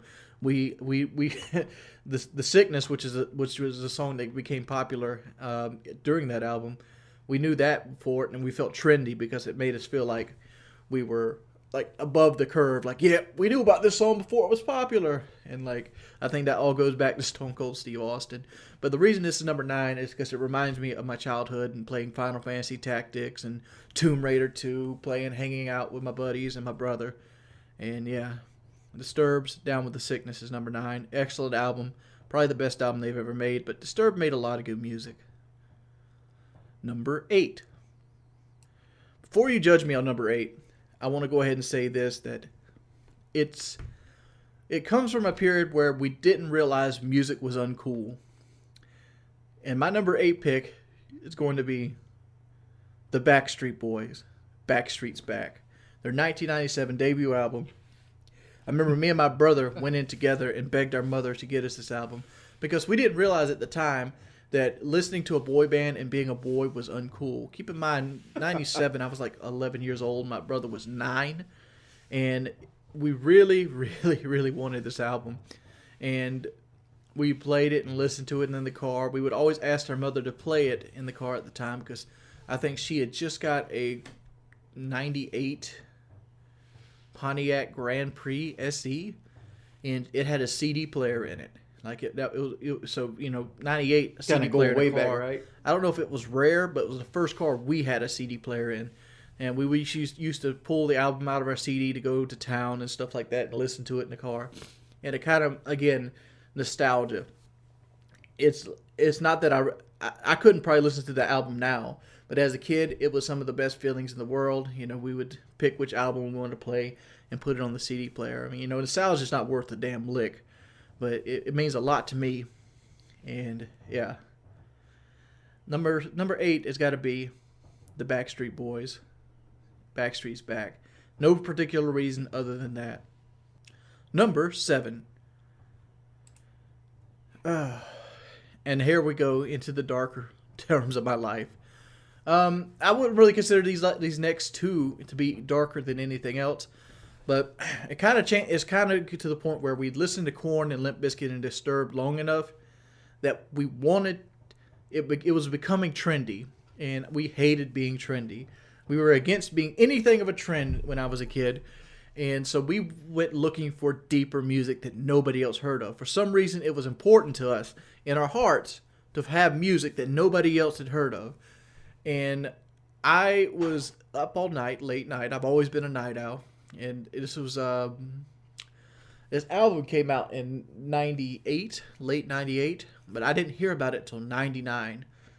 And this is after I realized that Backstreet Boys weren't cool. Because that stage only lasted like 6 months.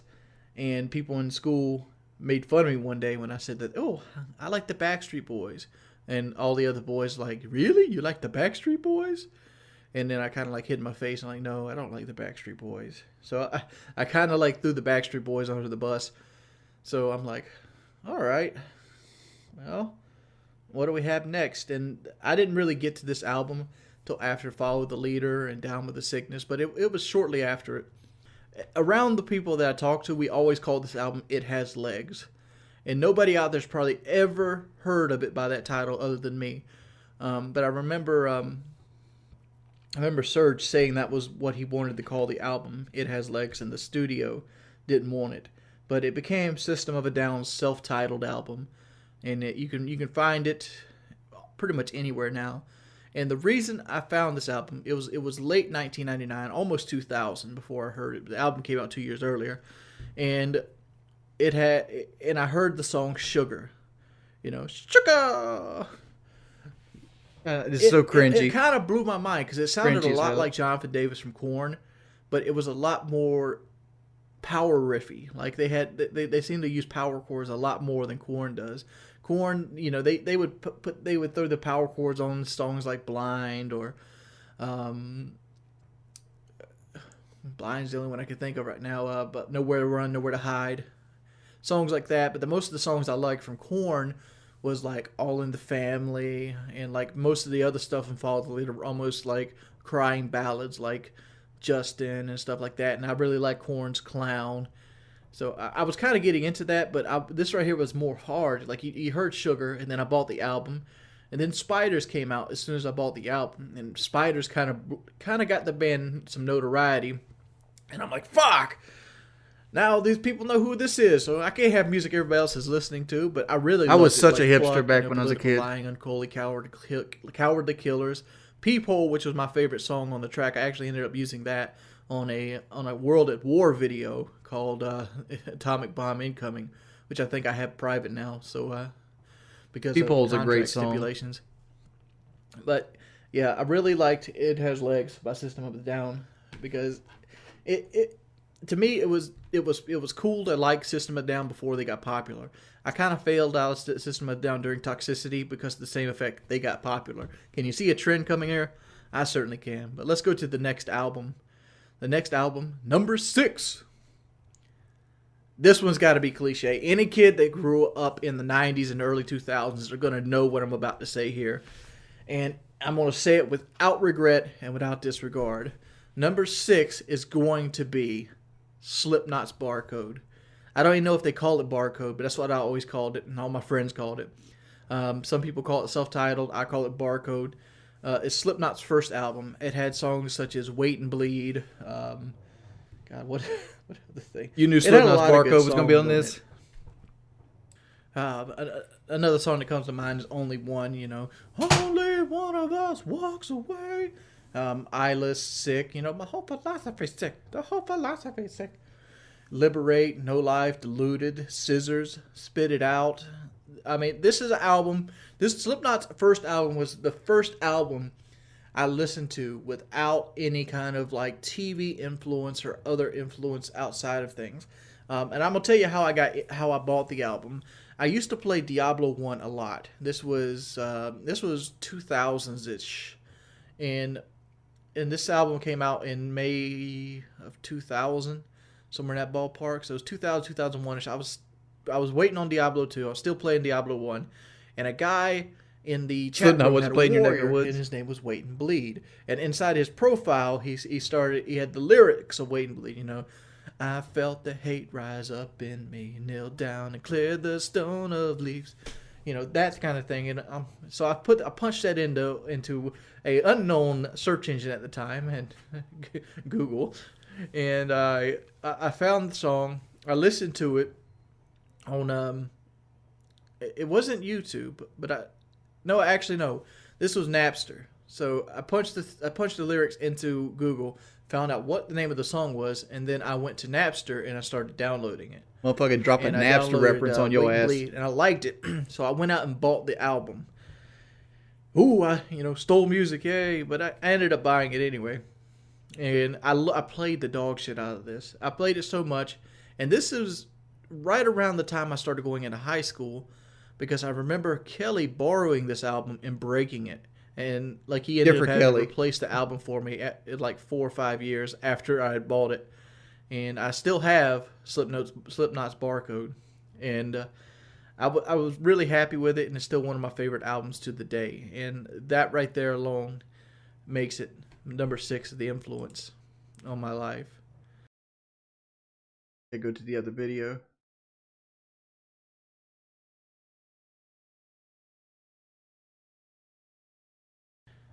Number 5. Number 5 is going to throw a lot of people for a loop, because everything up to this point has Different been Kelly, almost boy like Kelly, the guy I used standard to affair, hang out other with, than the Backstreet Boys, blonde guy. But number 5, this is a song. This is an album I don't even like, to be perfectly honest. I didn't like it as a kid. I don't like it now, and I don't like it compared to their other stuff. I think this is one of the worst albums they've ever made. But at the same time, this is the album that got me into metal.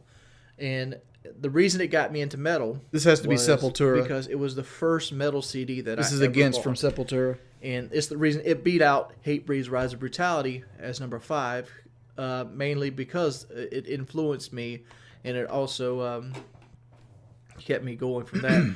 And it's Sepultura, 1998 affair, Against. I remember buying this album for $5 at Walmart. It was a censored album, and the only reason I bought Sepultura is because we used to play a game called WWF Raw, and it was on the N64. And inside the book, Mosh and Thrasher said they like to go to mosh pits for Marilyn Manson and Sepultura. I seen Sepultura in the in that strategy guide, and I'm like, oh, there's a Sepultura album. I wonder what they sound like. Because at the time, I knew what Marilyn Manson sounded like. I mean, he was playing on MTV and stuff like that. So I didn't know what Sepultura sounded like. So I bought the album on a whim, and the album sucks ass. It does. And I'm listening to this stuff, and it's like, But at the time, I wanted to be into that hard rock. I wanted to be known as the guy who listened to the hardest shit you could listen to. I wanted to be that person. So I learned to like it.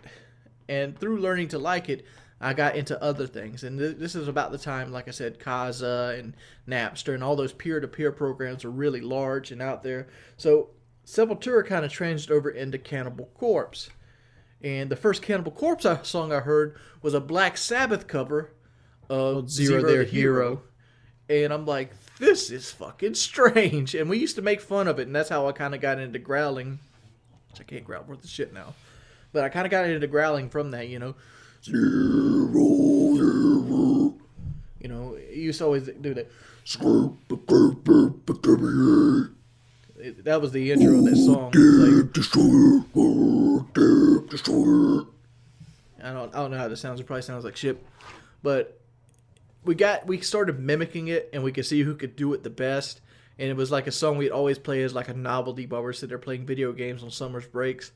But eventually I found some of the good stuff. Like, you know, eventually I found Cannibal Corpse songs I actually started digging. I think the first song I Stripped, Raped, and Strangled. No, it wasn't Hammer Smash Face, but it was actually a song called Stripped, Raped, and Strangled.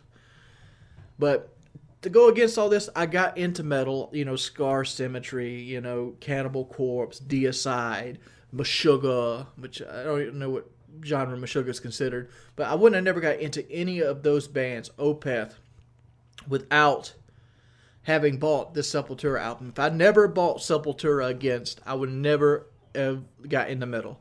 I would have stayed at that popular rock stage, and that's the album that did it, and that's why it deserves the number 5 spot over Hatebreed's Rise of Brutality. Is Sepultura number 5. Number 4. This one's going to catch everybody for a loop, and I want to do a little bit of backstory before I even address this one. My Twitter handle is WORICP, and one of the most annoying questions that I get every time somebody reads that is like, do you listen to Insane Clown Posse? No, I don't listen to Insane Clown Posse. I don't. But I have heard a bunch of their stuff because my brother listened to Insane Clown Posse religiously going up through high school. Religiously. I'm talking about from Carnival of Carnage all the way up to like Bizarre Bizarre. And I know they got tons more albums as well. But at the time, that's where we were at. And Insane Clown Posse is not number 4. But a group that came out with Insane Clown Posse is number 4. My number 4 pick for the albums that influenced my life is Twisted's The Green Book. In my opinion, this might be one of the finest rap albums to ever be made to this day. You know, people are like, oh, you're crazy, you're crazy, you're crazy. They talk about insecure subjects. To me, it is an album that flows from 1 to 16. Every song in that album tells a story. Every single song in that album fades into each other. Every single song in that album is a complete masterpiece. And it just bass. The way the music hits, the way the bass goes, the way the lyrics go with it. Even if you're not down with like the subject matter that the songs are singing about, if you have like a subwoofer system in a car, it is one of the finest examples of how to make a rap album to this day. And it's kind of funny because I didn't even want to buy this album. When I went to the Best Buy, I just opened up, and I had just got a sound system in my car. One of my very first loan I ever took out was a $500 loan. My brother needed something to pay for, needed to pay some huge bill, and he had a sound system. He asked, "Do you know anybody who'd buy a sound system?" I was like, "I would buy it from you." So I bought his entire sound system for $500 as a way to kickstart my credit. And so he put it in there. It was 2 Alpine Type R's. I think I had a 1500 watt amp. I had all these speakers that he put into it. I had a 91 Honda Accord. I just got it. I was the baddest motherfucker on the planet, and that shit hit hard. Like it hit like into your chest and stuff. So I'm like, I got to go get some stuff to to test this out. And at the time, I didn't really listen to a whole lot of rap. I mean, the first real rap example that I listened to was the Insane Clown Posse. That's the closest things we had. And like, I've heard so much of them, I didn't want to buy an Insane Clown Posse's album because my brother had played them to death. So I went to get Twisted's Freak Show because we heard, from that we heard songs like We Don't Die and things like that, and Different and I really wanted that album, but they didn't have it. They had the Green Book. So I bought the Green Book instead, and I don't regret the purchase whatsoever. One of the finest albums ever made, and it really influenced my life because it made me and my brother kind of link together and actually like something to get in the same thing. My brother's always been more heavy into rap. I've always been more heavy into rock, but that's where we kind of link together, and that's why it's number 4 on my list. But I bought 3 albums that day, and all 3 of them are here. The number 3, Mastodon's Leviathan. This is a masterpiece. All right. We all know that I went through and I talked about the metal background. And during the metal background, it kind of got expansive, You listen to DSI, you listen to, Arch Enemy, you listen to, Scorched Earth, you listen to Morbid Angel, you listen to Cryptopsy. All that went into effect, and I was deadly into all that stuff, and especially when my new subwoofer system, bands like Cryptopsy with Flo Morton with that double bass going. I love that shit to death.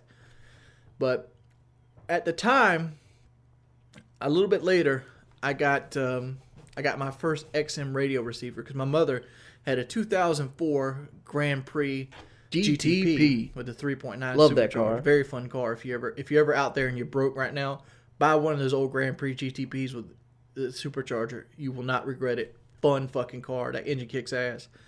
But at the time I wanted one, so I went and got a Roadie, XM Roadie, and I turned in my XM receiver on. And one of the songs that was playing on the XM radio was a song called Blood and Thunder by Mastodon. And I thought it was the coolest fucking song I ever heard. Because I was into some really hardcore metal then. I was into some shit that people didn't want to ride in the car with me for. And the only reason I was into it was because it was different. You learn to like songs. You find hidden treasures in stuff. And like to this day, I love metal. I mean, like, but my taste in metal is kind of diluted. Like I prefer like Lamb of God and Scar Symmetry and In Flames now, opposed to Morbid Angel, Deicide, and Cryptopsy. I mean, but if Cryptopsy came out with another Lord Worm album, I'd probably still buy it. But Mastodon was alternative rock, and it was alternative rock with raspy vocals, which was unique.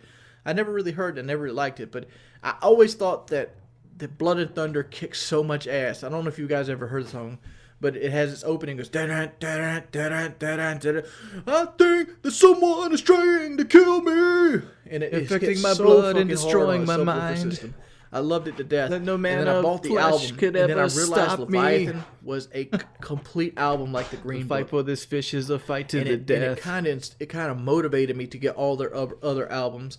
Like, God, what was I don't even remember what their second album's called. Just one with a unicorn on the front. That's And then Remission. They have the self-titled album, which I don't know what it's called either, but it has all the songs things. And then there's the Hunter and things. To this day, I own every Mastodon album they've ever put out. It's the only band I own all the albums to. And I still own just every love Mastodon album. I love always how buy they have 'em. those outros that are always based off the Elephant Man, like Joseph Merrick or the Elephant Man. It's like, and they always have that really cool Pendulous sounding Skin. guitar. and like, oh, March of the Fire Ants. Dun, dun, dun. Love Mastodon, and during Mastodon came out when I was in my pizza delivery phase, and I listened to it a fucking lot, and that's why it's number 3 on my countdown.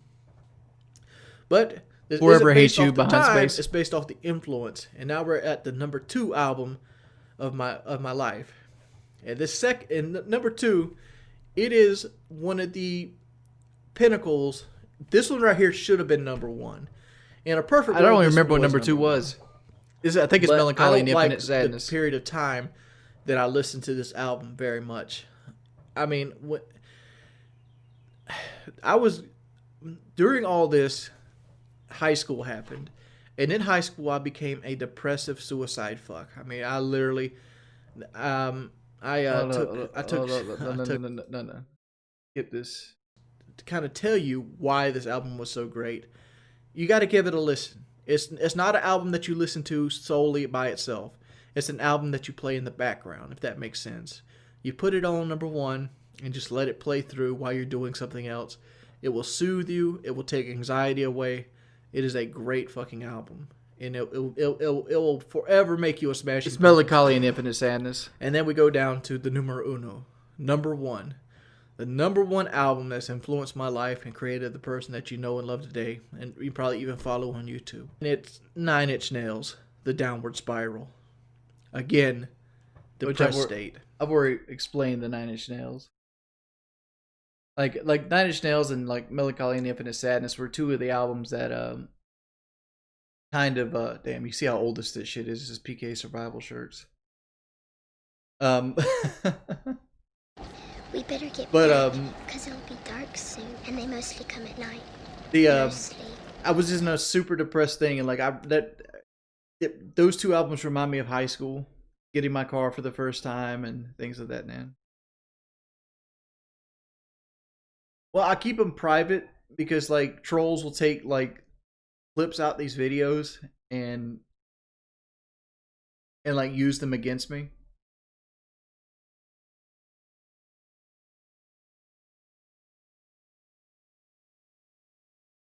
Yeah, I'm old. I'm getting old as shit, dude. I'm really getting old. But that's probably going to be the stream day. Big ups to Rez for the $5 donation. And we also had another $1 donation come through. Titty Wiener. Thank you. Thank you for donating $1 as well, dude. Chamblets, thank you for the 50 bits. HP Killer, thank you for the $1 bits. Actually, $2 worth of bits. Yeah, Skyrim's pretty easy. Like you want Skyrim tips. So there's really nothing about Skyrim that's difficult. Like if you play on Adept, you can pretty much R1 your way through the game. It's all about how in depth you want Skyrim to be.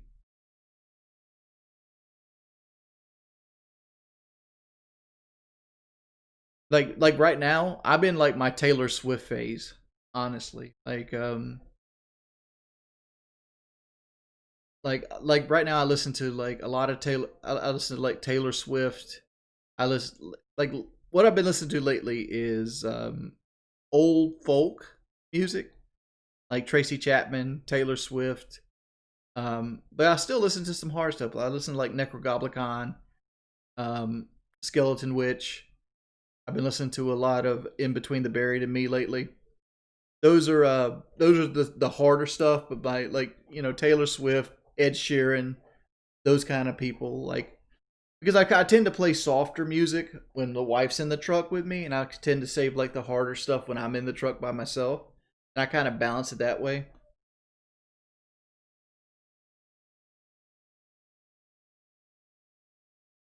Just because you die in a game doesn't mean it's difficult, right? Like I play on very high difficulties. Like Master difficulty gives enemies 50% more health and damage, and it takes away 50% damage from you. So effectively, enemies have 100% more health, and they hit you with like time and a half damage. So like Saber Cats can one-shot you, or almost one-shot you, depending on what your armor rating is. So like and you can't get away from them because they're faster than you because they're big ass cats.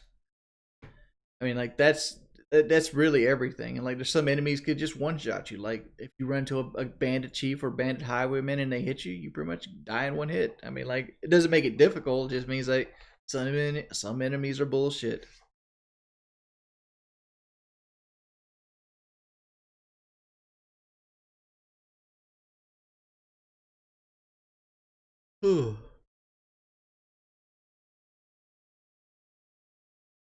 What'd you say about your big ass cat? We ain't talking about shit, Rock. We're talking about saber cats.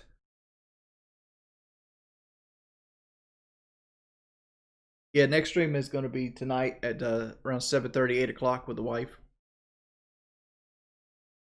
I just wanted to kind of chill out and touch base with everybody today. Morning. 7:30, 8 o'clock Eastern. We're going to do Demon Souls with the wife, and then we're going to play the Newlywed game. If you ever looked it up, look it up.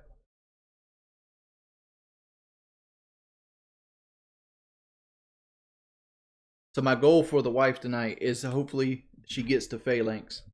I think she can. I think she's got enough skills to get to Phalanx. I don't know if she'll beat Phalanx, but I think she can get to it.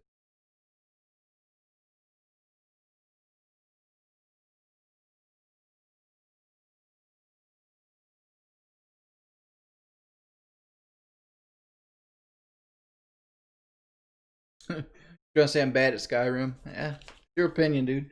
I've platinumed the game. I've actually beaten Fallout 4 without on my Let's Play without ever dying. That's that.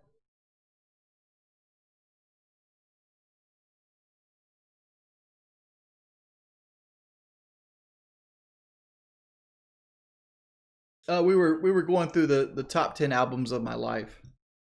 They're not the top 10 albums of all time. It's just what that affected my life personally, and it's kind of like a journey through my musical taste and how it conspired. Like, I'm open to listen to anything. Like, I listen to jazz. Like, the only thing I don't really listen to is like techno and EDM, and I just never got into that music. I don't ever like that whole trance, like. But like, I'm fat. I don't dance, right? Yeah, we're really married. I don't wear my ring a lot because I can't play video games with it because like it makes my hand feel weird because it like sits weird on the controller.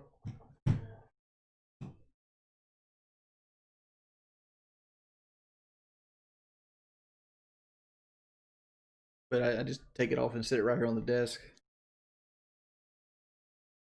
Why not get a rubber ring? Old fashioned.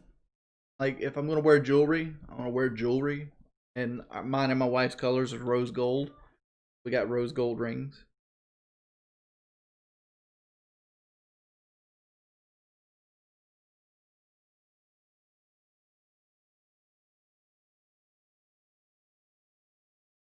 Don't eat my ring. I'll try not to, bud. Hey, Coffee and Cake, thank you for thank you for the Twitch Prime as well, buddy.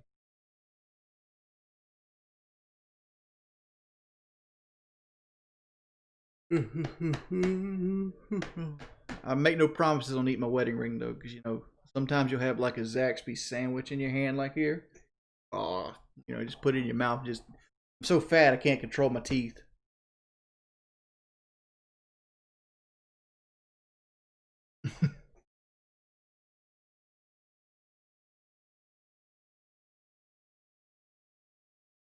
I do like the Deftones.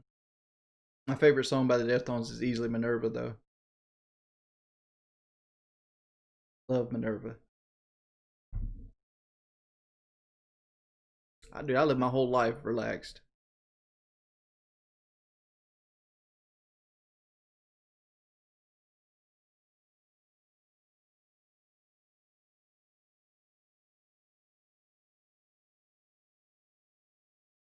I don't know if I'm grind Cyberpunk, but I'm definitely gonna play it. Like with everything, it's all about how many people show up, and you know how much money something makes. Like,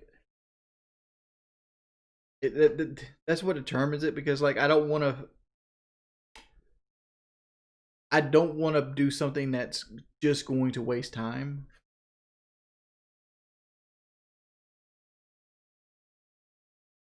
I mean, there's lots of bands that didn't. There's lots of bands that didn't make the list here. Like White Zombie didn't make the list. And through that, Rob Zombie didn't make the list. I mean, he was in that whole Napster era, like songs like "Scum of the Earth" and "Living Dead Girl" and things like that. That was there. I mean, but like, I just didn't feel like a huge connection with Rob Zombie's music. Mudvayne. I remember when Dig first came out. Like, I like Dig. I don't have PKA shirts now, but that video was made during. When was this video put out?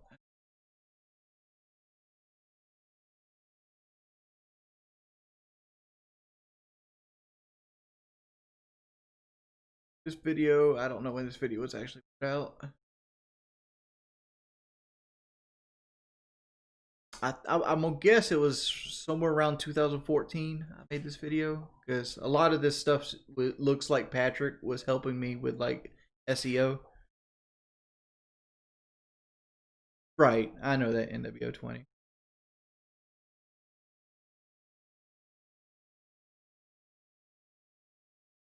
Are you going to show the remastered Skyrim video and see? Oh yeah, we can, yeah.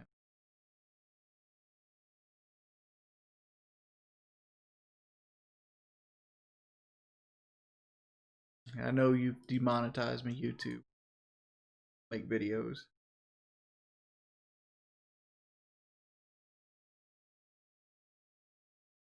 The funny thing is, like, my videos were fucking popping when I quit YouTube. Like almost everything was getting 40,000 plus views.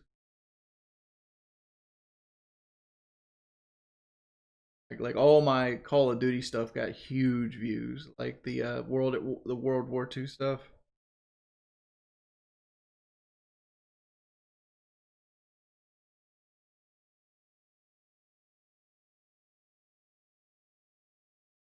I was in a position where I didn't find myself enjoying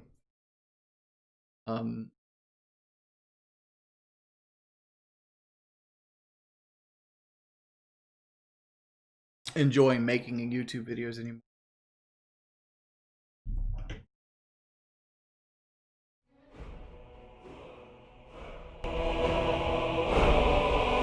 But before we watch this video, this is the trailer I seen, and I thought they were gonna add so much foliage and things like that, and like because they showed this scene, and it was very selective.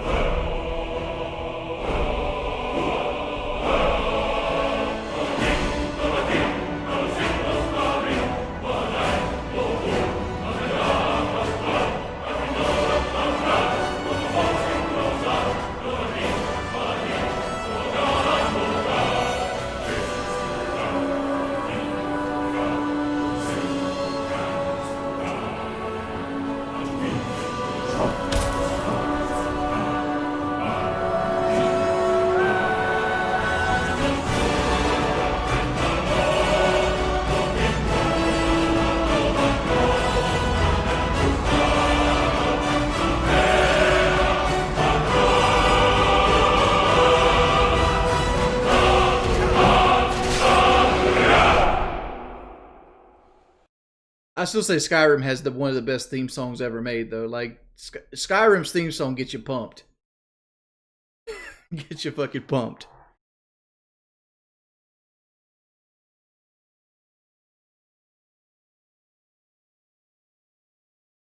So let me ask this question before we get off. Oh shit, thank you for the $2.50, NGH DDX TTX. I don't know how to say your name, but thank you for the donation, dude. Would you say Skyrim is probably going to be the pinnacle of the Elder Scrolls series? Like, I know Elder Scrolls 6 is going to come out, but I don't think Elder Scrolls 6 is going to have the same effect as Skyrim did on the gaming community. I feel like Skyrim might be the mountain of Elder Scrolls. Like, after that, like, they're going to start like downgrading the games. Is Elder Scrolls 6 going to look amazing? Yes. Is it going to sell a lot? Yes. Will it outsell Skyrim? Most likely.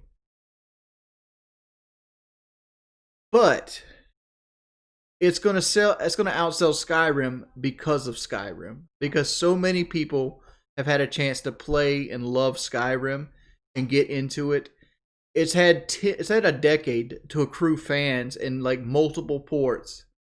And Elder Scrolls 6 is gonna sell like hotcakes because of that, regardless of what kind of game it is. Right? It's gonna sell fast. It's gonna be hard to get, right? But I don't think Elder Scrolls 6 is going to live up to Skyrim in terms of like playability, world building, things of that nature. Like I feel like Skyrim might be the pinnacle that we'll ever see in Elder Scrolls series.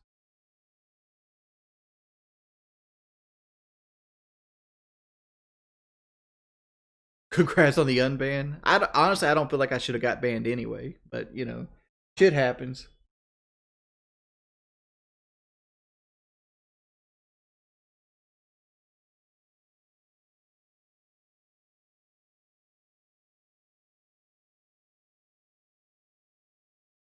I don't think it's going to be a downgrade. I think visually and everything is going to look great.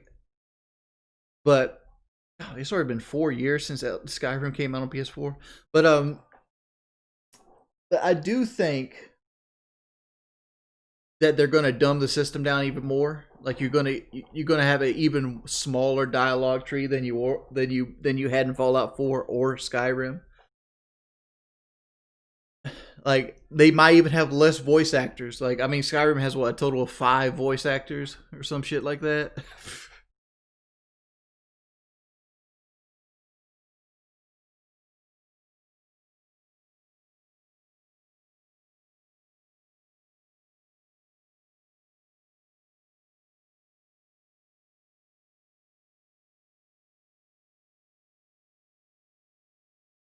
Yeah, my YouTube channel is not down, but I don't have any videos unprivated. Like all my videos are private.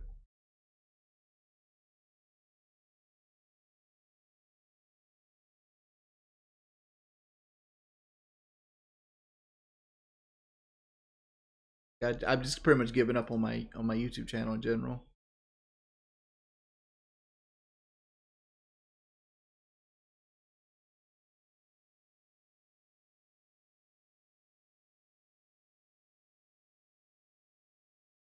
Spencer, thank you for the offer, but I just don't see myself wanting to play Dead by Daylight, dude.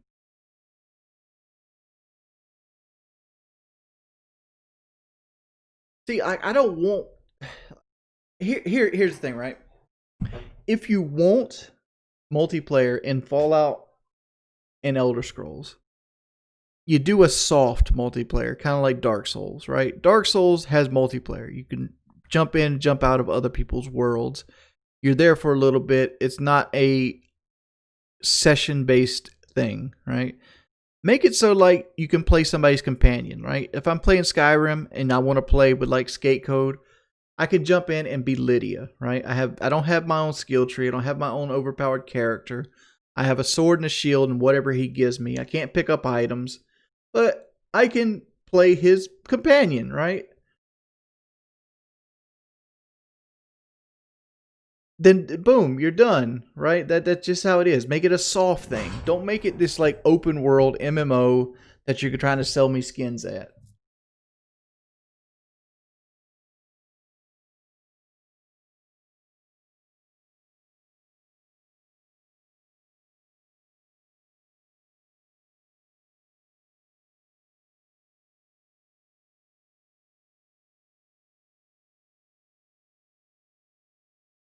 Dude, there's public. Remember when YouTube was all about the pranks, bro?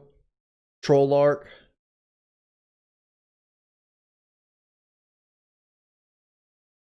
Well, game companies want to create these huge open worlds because they make some money. But I'm gonna let you guys go. Thanks everybody for coming by. I'll see you guys later. I'm Audi 5000. Peace, people.